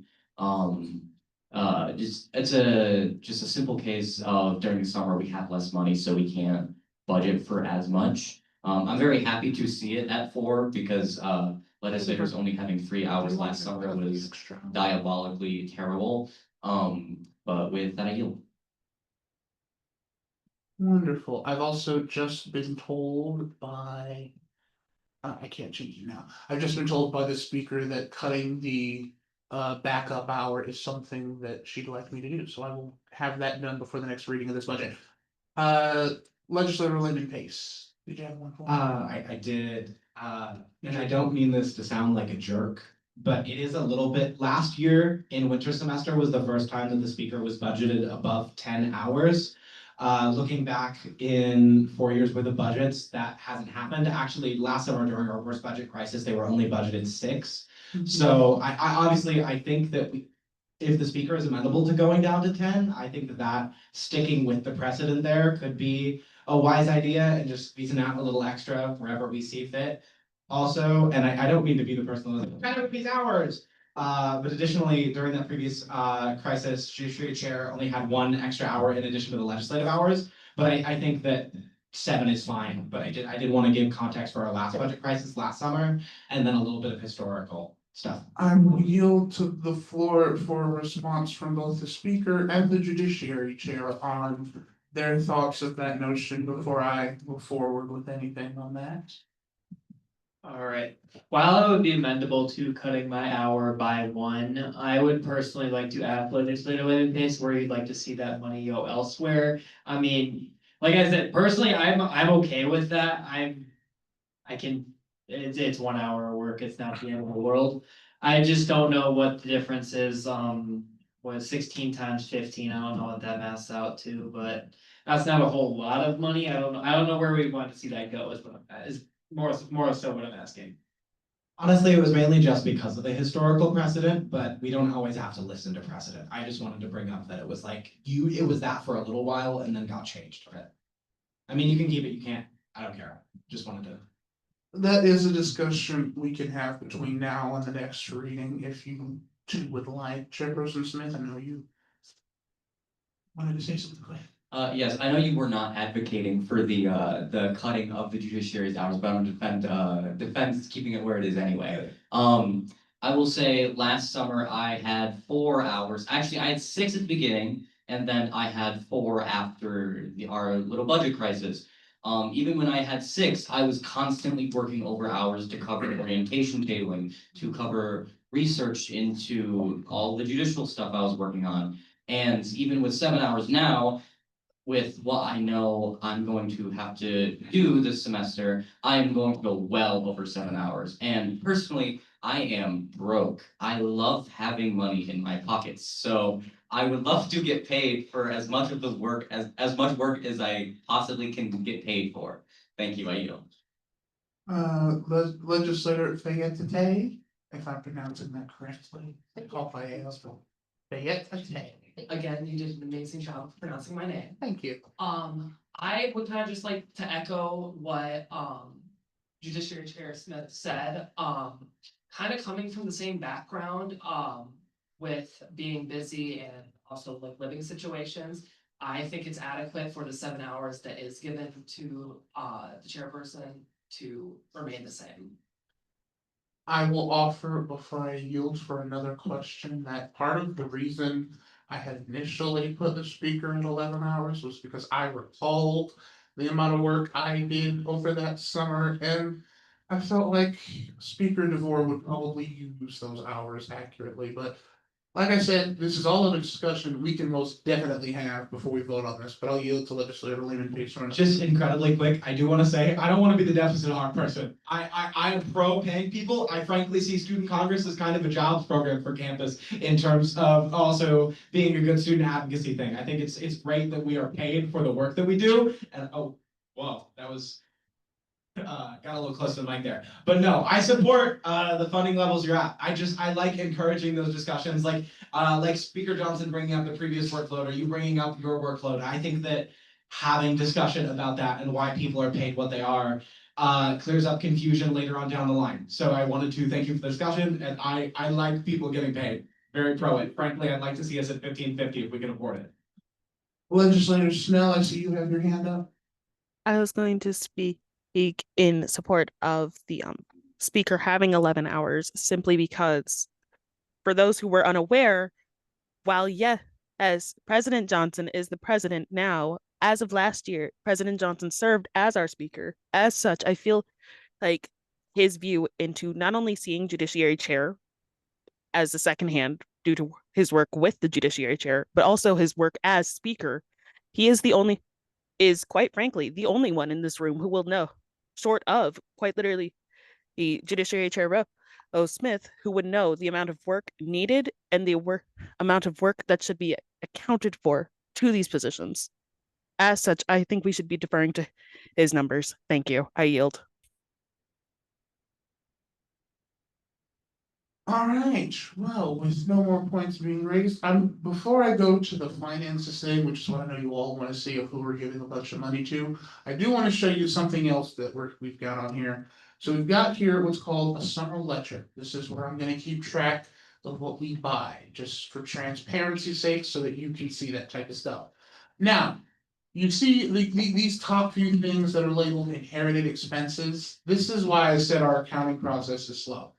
So date purchases that were made in April aren't actually going to be processed into our account until June. As we all know, it is not presently June, but I have to present a budget in May.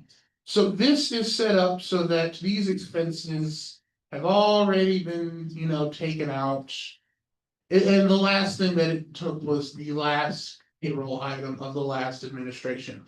So I say this to say they spent their funds responsibly. This is not to try to insinuate otherwise. This is just me planning for the fact that the accounting system isn't going to acknowledge it until next month. And in the same vein, the purchases made this month won't be processed until July. So it's a very sucky system. I don't like the system, but it's the system that we have. So yay.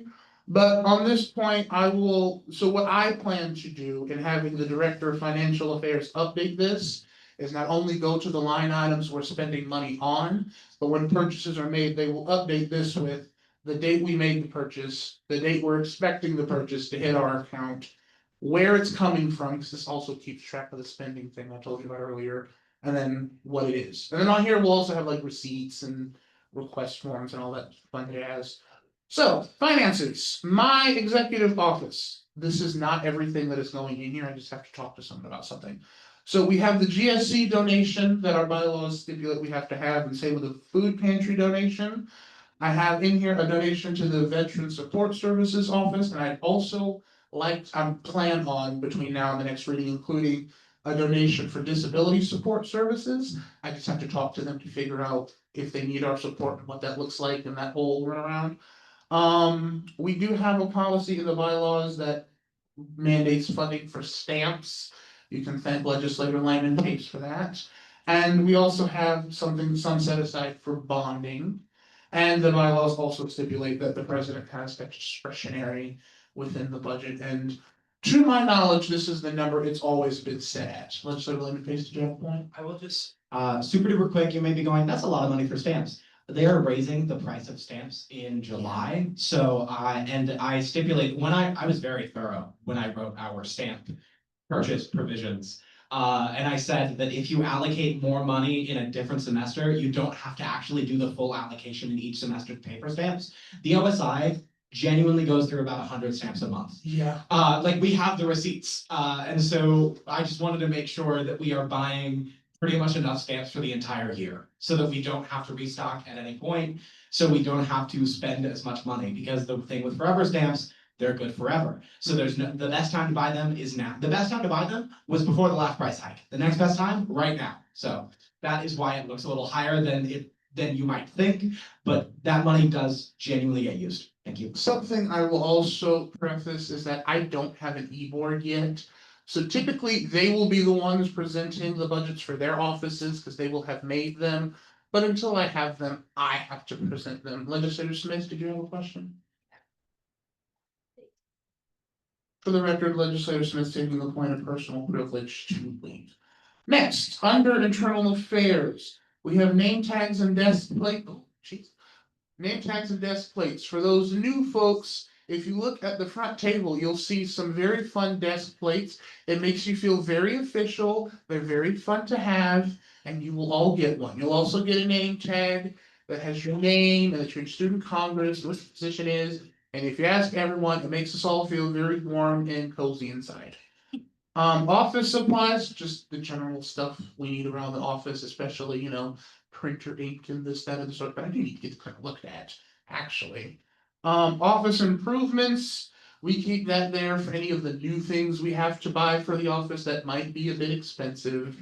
And I'm trying to remember in the past what we've used, like for instance, this is included, well, no, this is in the next part.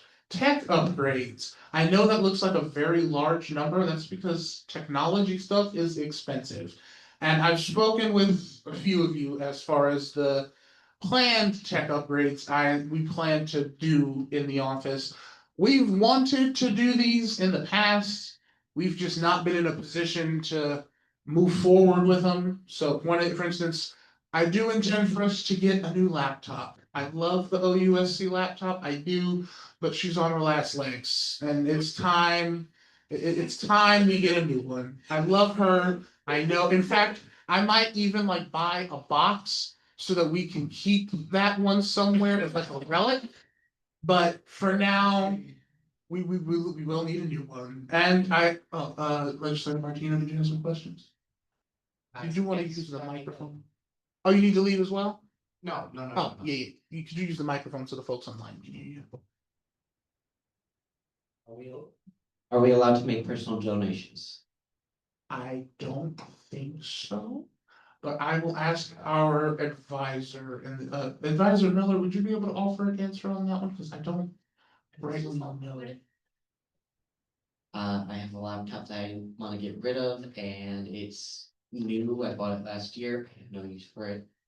Might as well give it to something good. You want attached right now?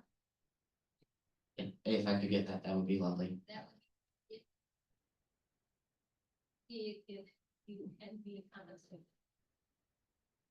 So we'll chop that up to a question to have after the meeting. Chairperson Smith, did you have a question? Legislator Faith to you might want to pick up Legislator Smith. Chairperson Smith has a question for us.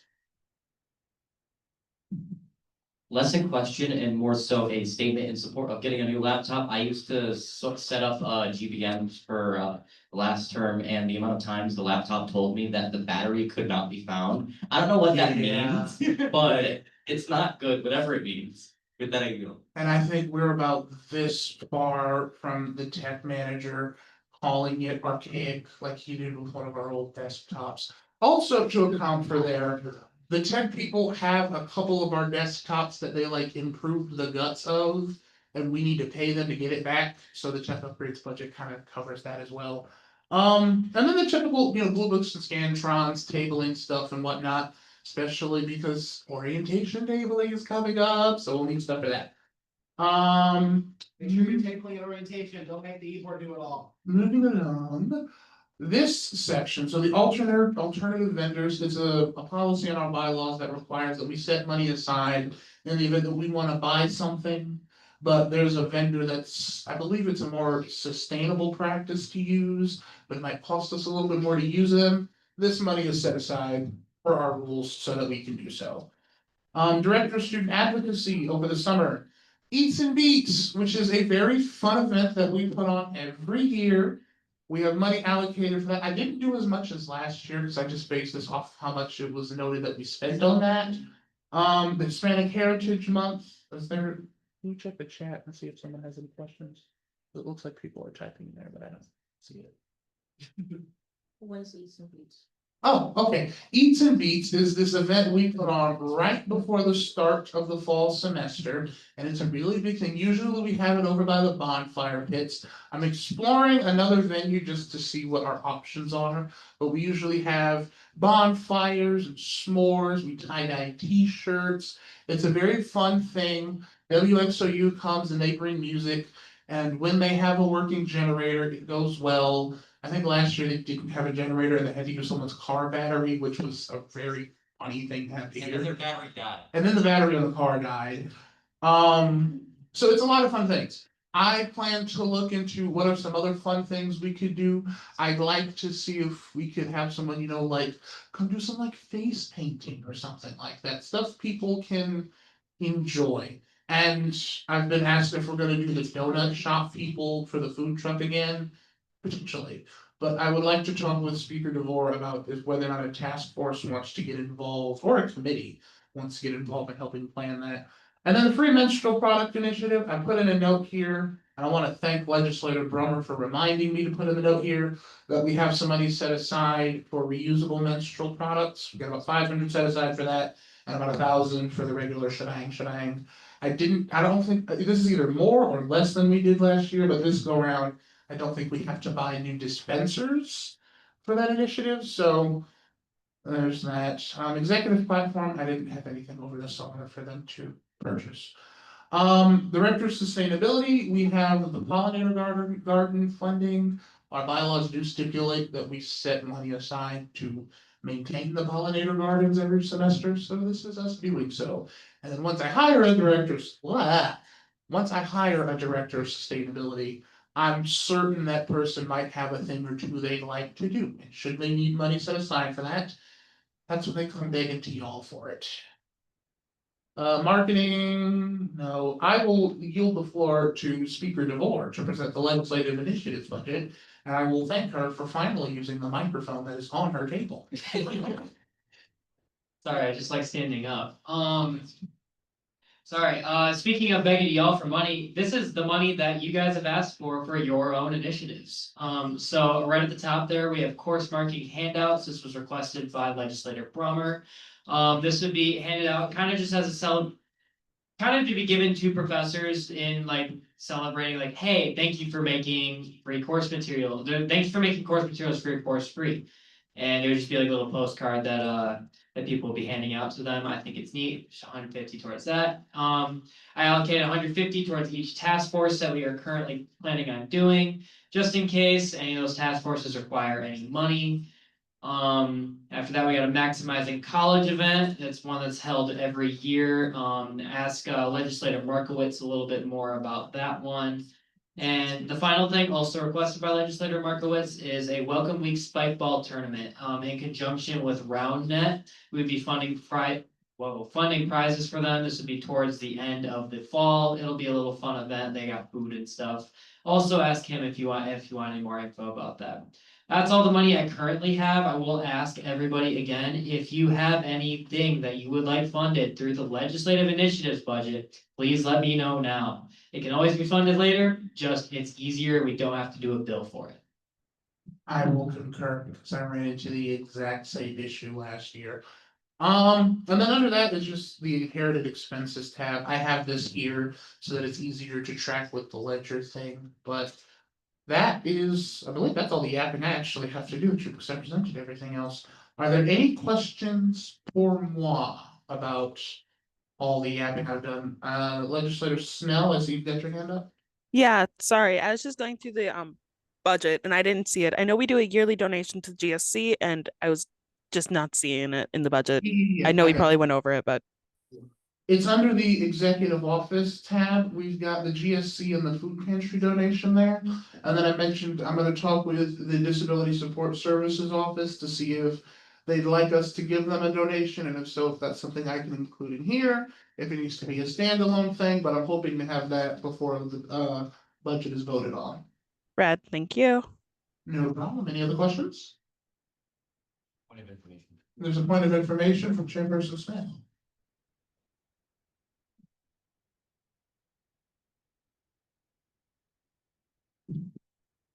Just a point of information for all of our newer legislators who haven't been through this budgeting process before and haven't been through a process of a bill before. Bills and the budget take 2 meetings to pass. We cannot vote on it on this meeting, which leaves the opportunity for you to talk with people in the next week, because we are having a meeting next week, to talk about what you might want to change in the budget. So if you don't mention anything today in this meeting while we're going over it, you can talk with President Johnson or Speaker DeVore to amend it in little ways or suggest things or anything your heart could desire. With that, I yield. Are there any other questions about the budget as presented? If not, I will yield the floor to the chair. Thank you, President Johnson. All right. Moving on to our next agenda item, old business. As there is none, moving on to discussion. The OUSC mentorship program presented by Legislator Markowitz. So I'll make this quick, but I've been working on putting together a little mentorship program since we have so many new people to OUSC.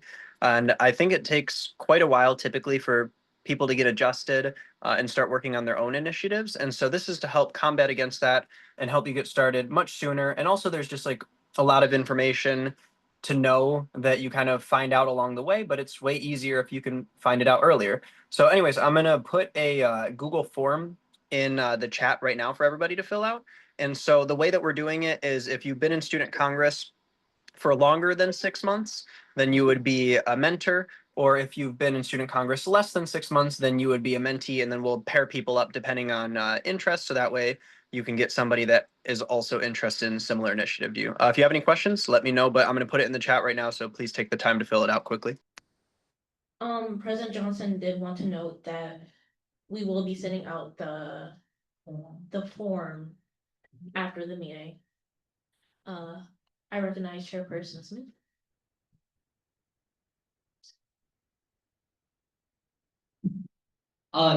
Since this is a discussion point, I just wanted to, for a second. I've always really liked this idea. I know this was mentioned, gosh, I don't even know how long ago, a long time ago, as something that people were interested in. And I have always enjoyed helping out new legislators when they join, figuring out how to write bills, how to write resolutions, kind of gauging what initiatives they sort of want to work on. That's kind of like something I really, really wanted to do in at last term. I didn't really get the opportunity to, but I really enjoy it, and I would love to mentor some of you newer legislators. How do you go?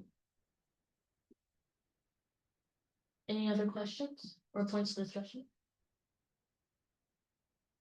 All right, seeing none, we'll go into legislative updates. Speaking of where you have floor.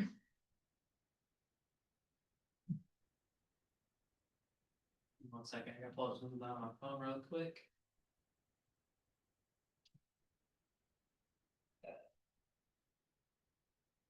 Alrighty, sorry. I do have a couple things I gotta yap to you guys about. Firstly, as you saw, bonding was in that budget. That's something that's gonna be coming up here in just a couple weeks. I'm currently planning it on the 21st of this month. Along with that will also be a en masse legislator training. It's an event that used to be done in previous administrations. It's something I kind of want to bring back, kind of just so all of you guys can learn all the little different things that we do, just everything you would need to know walking into OUSC. And then after that, a little bonding event, just so everybody can get to know each other. Because we have a 28-person body. There's a lot of different people. Not all of you know each other. So again, that will be on the 21st of this month at 11:30 in I think Lake Huron room, if I remember right.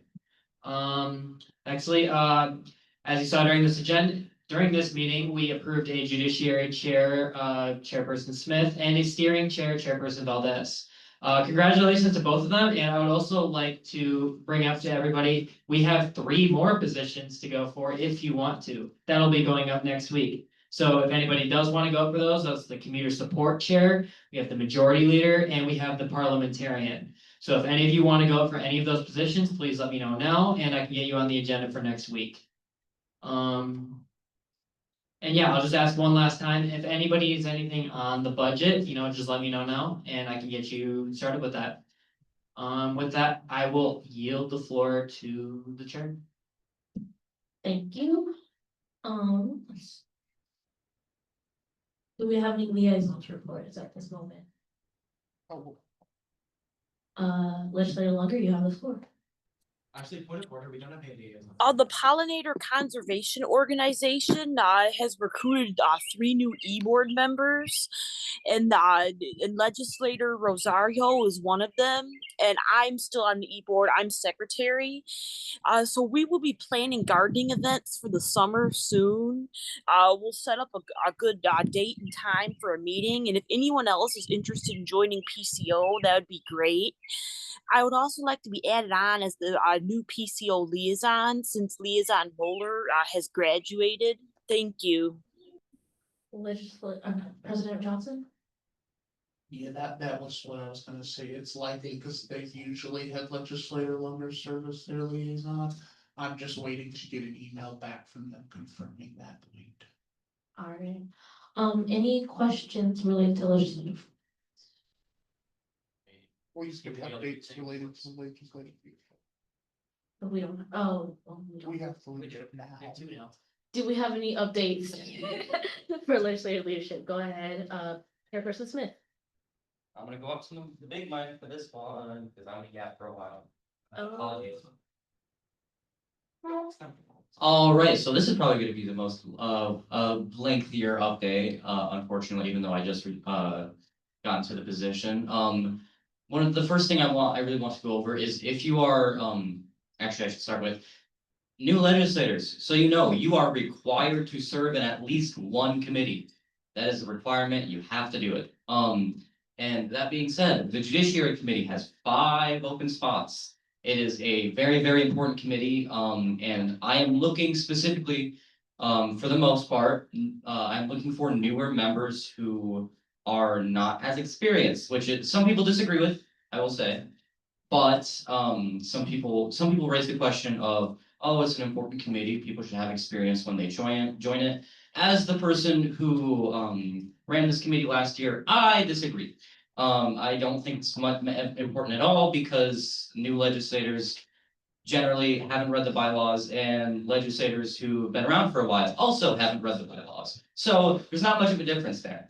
I agree with that red flag. That was just waved by Speaker DeVore. So I'm looking for a judiciary committee. If you are interested, please reach out to me and we can work something out. And I can talk to you about what exactly you might be, what exactly in the committee you might be good at, what you might want to work on, and of course, what things are going on. I will say the Judiciary Committee is already going to be busy because as of right now, we have 4 inquiries filed, which is more than last term entirely. It's a little insane. We didn't even have a chair until today. True. Were they filed to?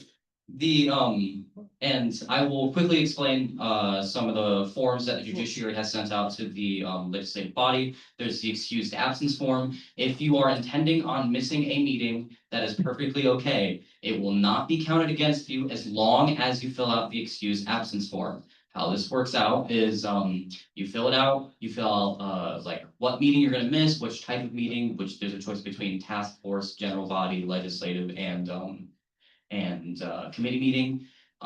You put in your reason why you're gonna miss it. I'm not strict at all. Is like, even if it's just like, oh, I really don't want to that day, I need to take a mental health break. That's cool. I'll excuse that.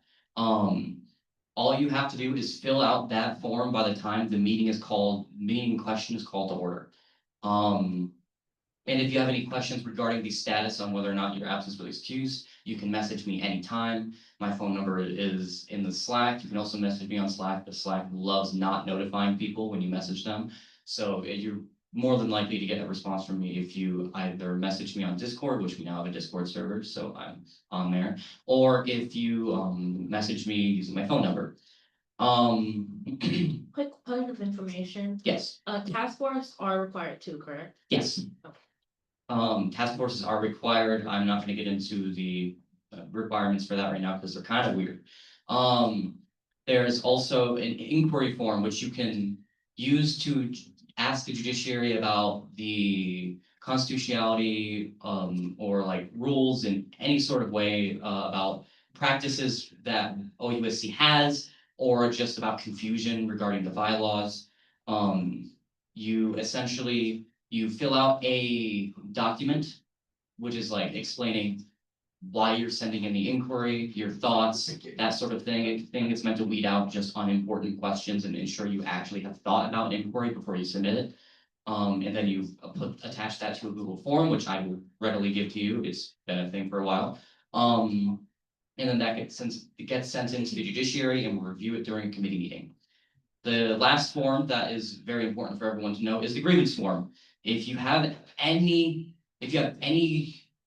problems with any member of OUSC, whether that be professionalism, whether that be sexism, racism, homophobia, any sort of thing like that, anything, as it says in the bylaws, anything against state or federal law as well, you file that grievance form against that member and we will have a meeting and we will discuss it accordingly.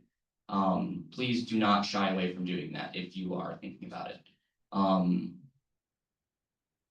What I am working on, because I kind of had the inkling that I was going to be in this position, believe it or not. I'm currently working on looking at all of those inquiries that were just filed and deciding which one is going to go first, because some of them I've looked at are going to require a lot of research by the committee and it's going to require a lot of time and effort to actually handle, and some are going to be handled within like one meeting.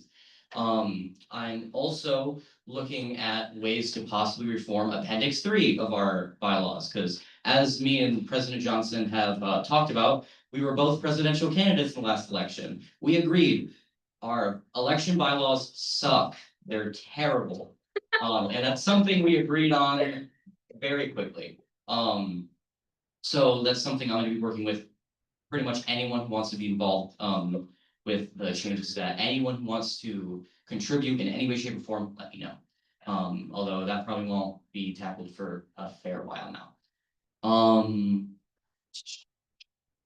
I don't have much else to say. If there's any reason any legislator wants to talk to me, ask me any questions about the judiciary, or wants to be a member of the judiciary committee, please send me a message. I would really appreciate it. I spent way too long trying to get a full committee last year. It took me pretty much until the end of the term, and it was terrible.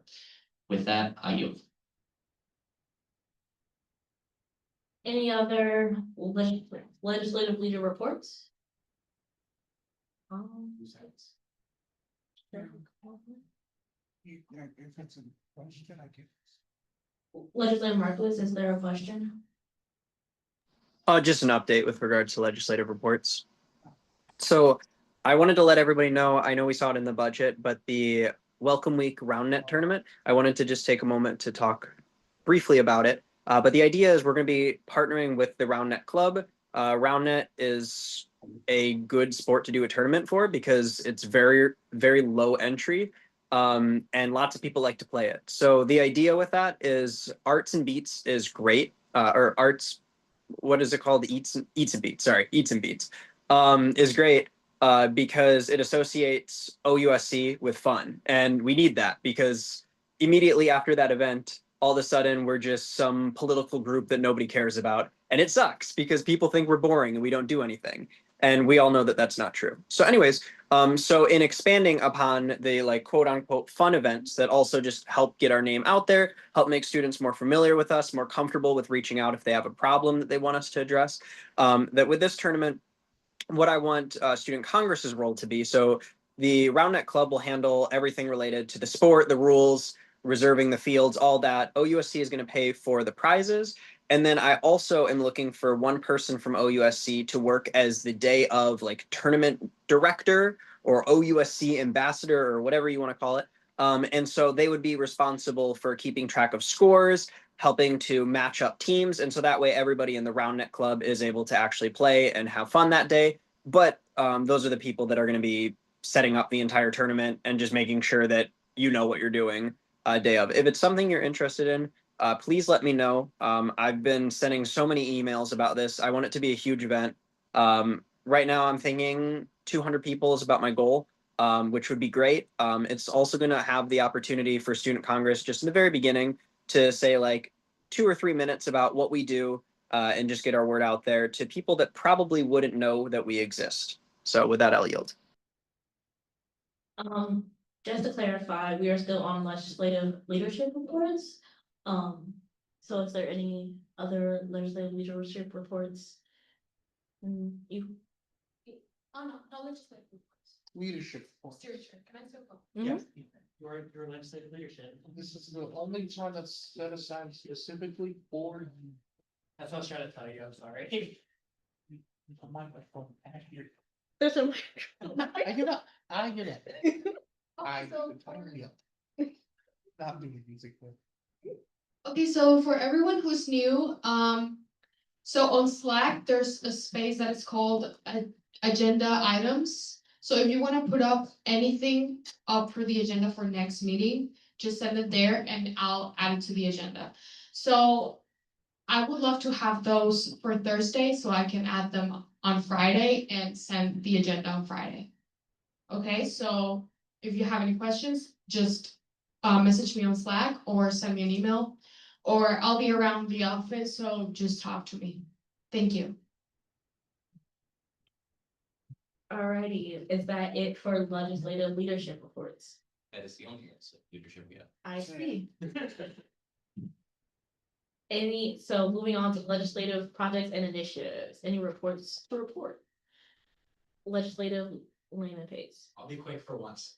Oh, I did just want to say to our new legislators, it would be awesome if we had people actually sign up for orientation this year. Last year, I didn't because I didn't have the transportation. But I know some of you do, and some of you are looking for hours. So if you want something to do to take some pressure off of Marcus and Clover and Rose and Nia, sign up for orientations. And what do you do there? You just explain what OUSC is, what we do, and try to get the freshmen interested. It's pretty low stakes, and it's a really good way to honestly learn more about student congress in the process.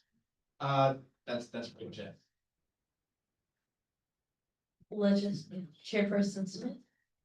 Yes, I just wanted to quickly echo that point made by Legislator Lehman Pace, because I will say I did like a large majority of the orientation tabling sessions last year. I tabled all of the time. I carried it very hard.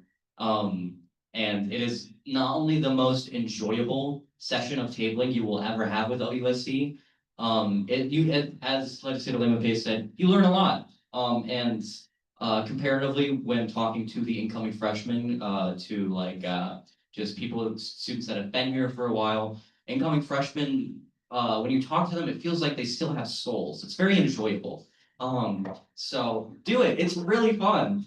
There's, I believe, just going off of last year, I'm not gonna say that this is what it's gonna be like this year, but going off of last year, there was 4 sessions a week, and 2 of them were on Thursdays, and 2 of them were on Tuesdays, and then 2 on Thursdays. Sorry, I misspoke there.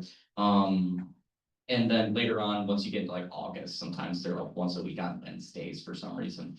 But that's more so President Johnson's job of like communicating that information when it comes out. But it's really cool. Please do it. I would love to see y'all there. With that, I yield. Any other updates for legislative projects and initiatives? Legislator Maku.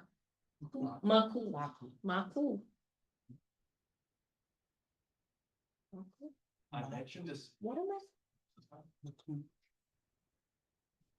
I mentioned this briefly during our last legislature meeting. So not everybody was there, but I'm trying to work to create a survey for student congress to gauge, sentiments held by the student body. I'm thankful that Legislator Markowitz is helping me out a lot with it, but please let me know if you want me to include anything or if you want to look over it. I have part of it done. I would like to include more questions and get more feedback from more members. So thank you. I yield. Last call for any other legislative projects and initiatives. All right, hearing none, moving on to questions related to legislative reports. Hearing none, moving on to executive reports. Student Body President Johnson has the floor.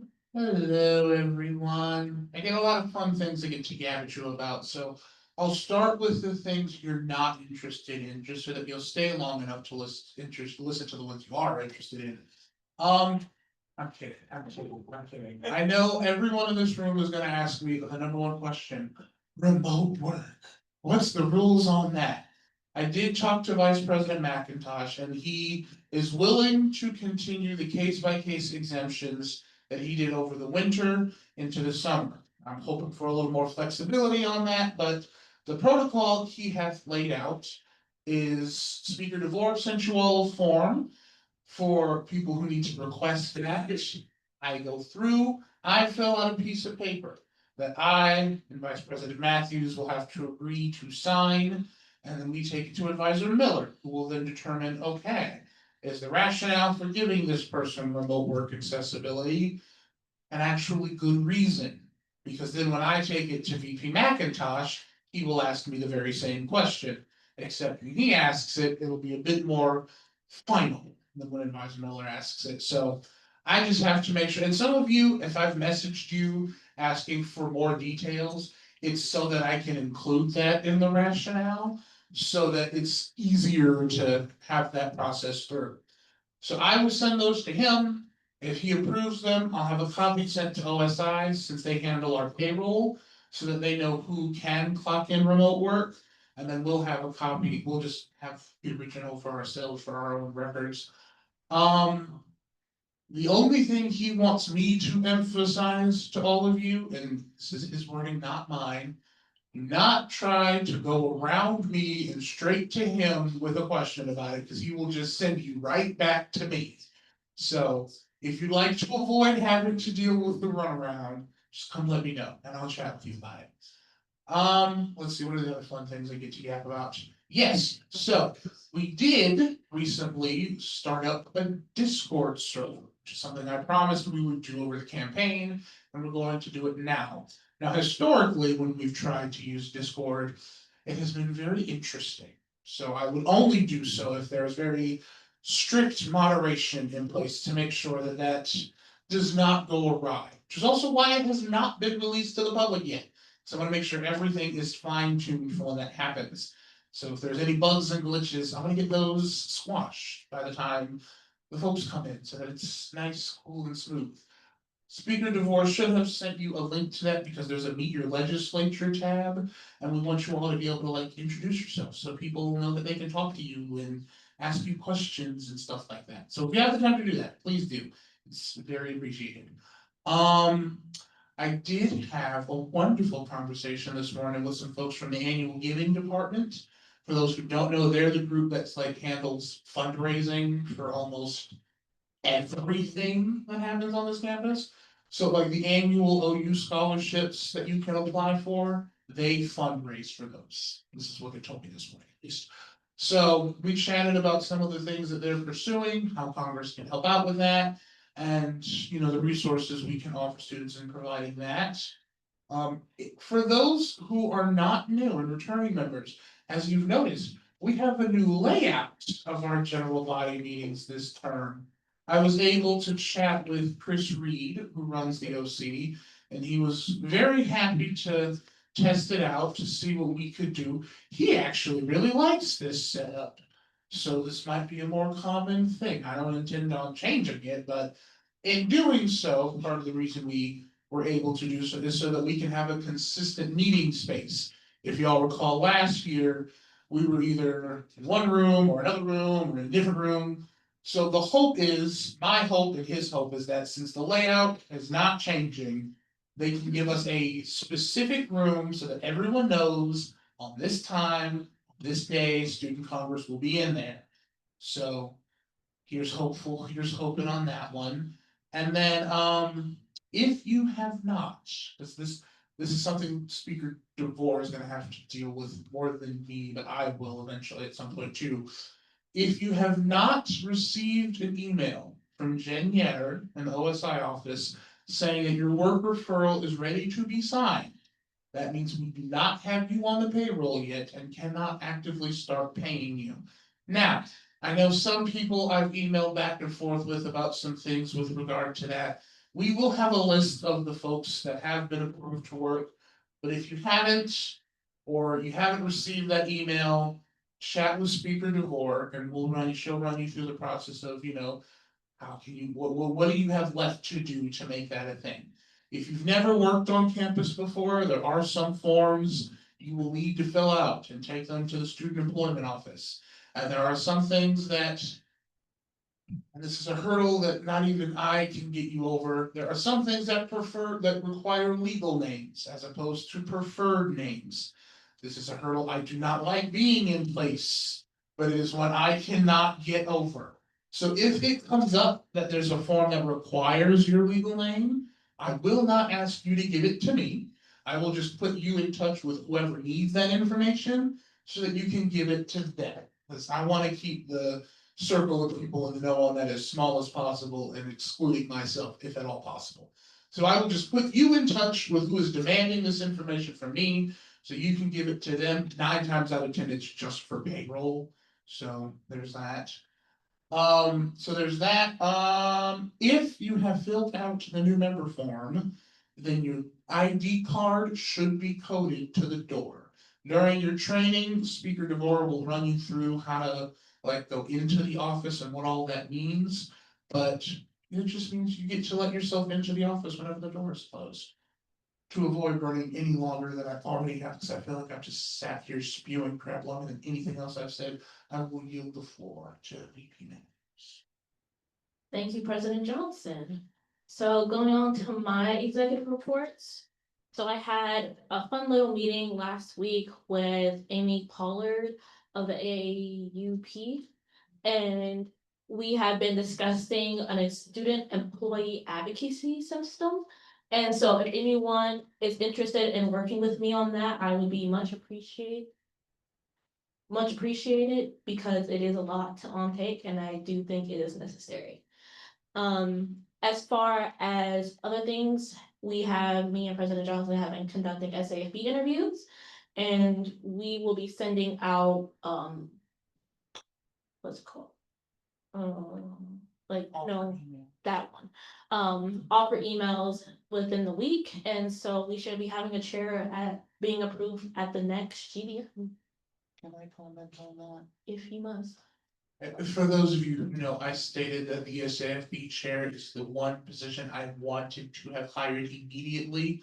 The reason I have not had one presented at this meeting is because if you ask, you can ask VP Matthews, it has been a very, very tough decision trying to pick one. And we have spent the better part of about 2 weeks either going back and forth with each other, or back and forth with the SAFB advisor, or just back and forth internally trying to figure out who should be picked for this position and everything that encompasses that decision. So do know a lot of due diligence was done in picking this. And once I pick someone, I'm not changing my mind. So there we go. And as far as SAFB updates, because I have been working with SAFB during the times that there is no chair. The form is almost ready, I promise, guys. There's been several delays because the tech people aren't as there's just been some misunderstandings and miscommunications among us and a lot of delays. So we are definitely looking to get that out within the next 2 weeks. I make no promises though. And this will be something that the new chair will be trained on as well. So any questions regarding that and where to find this form will be geared towards them, as I will no longer have a hand at that next week. And I believe that is it for me for legislative updates. Ooh. Executive updates. And then updates related to updates related to e-board projects and initiatives. Can we skip that because we do not have an e-board? Awesome. Questions related to executive reports. Chairperson Smith. Thank you. I will say I do like this new setup. It's very sleek, it's very nice, it's very different. I do want to say I do not like the idea of assigned seating, which you said was going to be a thing. Adamantly disagree with that, actually. But with that, Hope we can talk with the chair about that one. Let me back in the later. Yes. I do apologize. I would like to reiterate Chairperson Smith's point that there will be assigned seating starting next meeting. Any other questions? Any other questions?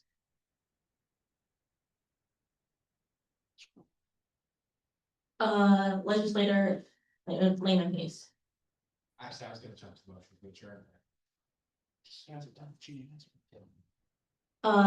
And then we go to OUSC Advisor Miller for her reports. I have a couple of things.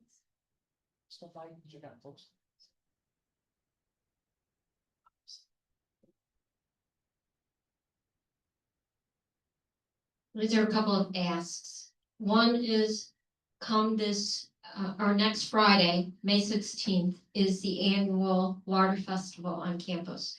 There's about 1,500 fifth graders from Oakland County that will be here.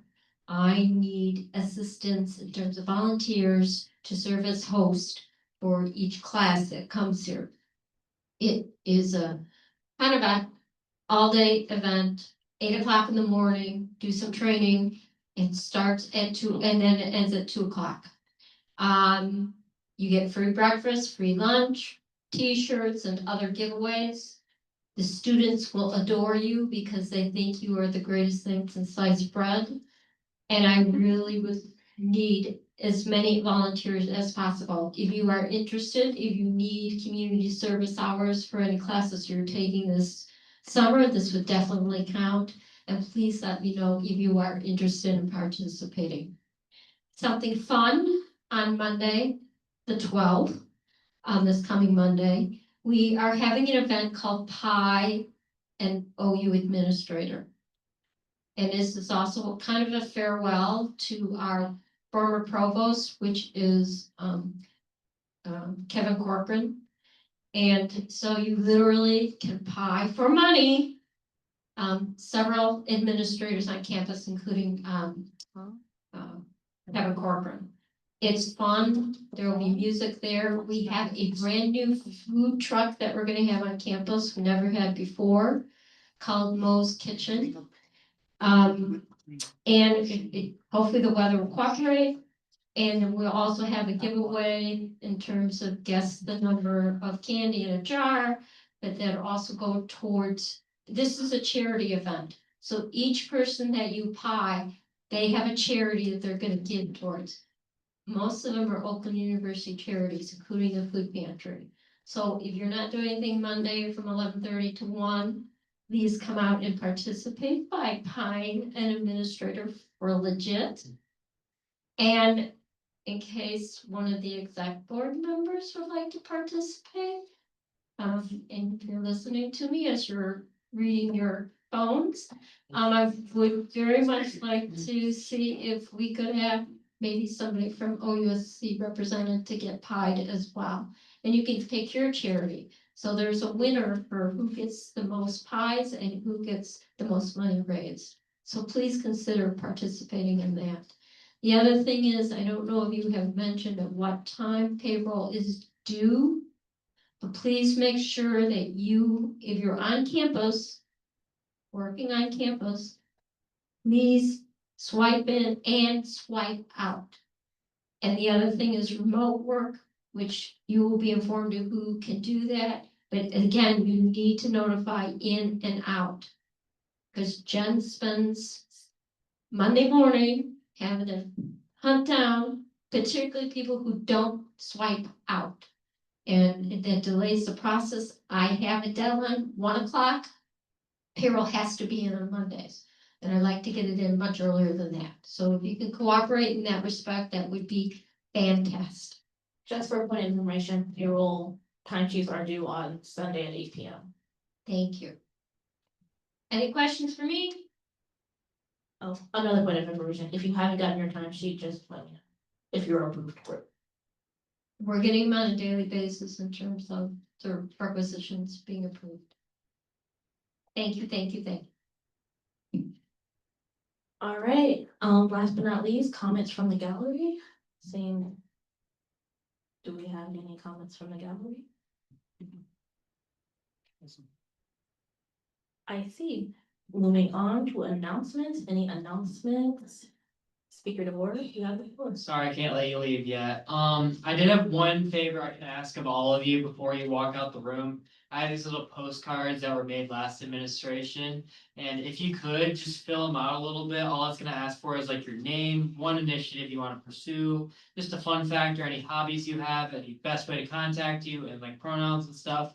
I think it's just a good way to get to know each other a little bit better. My plan for this is to put them all up on the cork board in the legislator office if you've all been down there. Yeah, just they'll be right at the door when you guys are leaving. If you guys can fill those out, that'd be really great. Thank you. We have a question from Legislator Snell. Would they be online, be sent the form or postcards as well? It won't be online. I can wait till, I'll chat with Legislator Snell later to see if I can get her one of the postcards. But yeah, they are a physical copy, so I'll see what I can do with Legislator Snell. Well, I mean, for any online person. Yeah, it's not an online thing as much as it's just a physical thing I want to put up. Okay. Any other announcements? Hearing none, this meeting has adjourned at 7:40 p.m. Have a great night, everyone.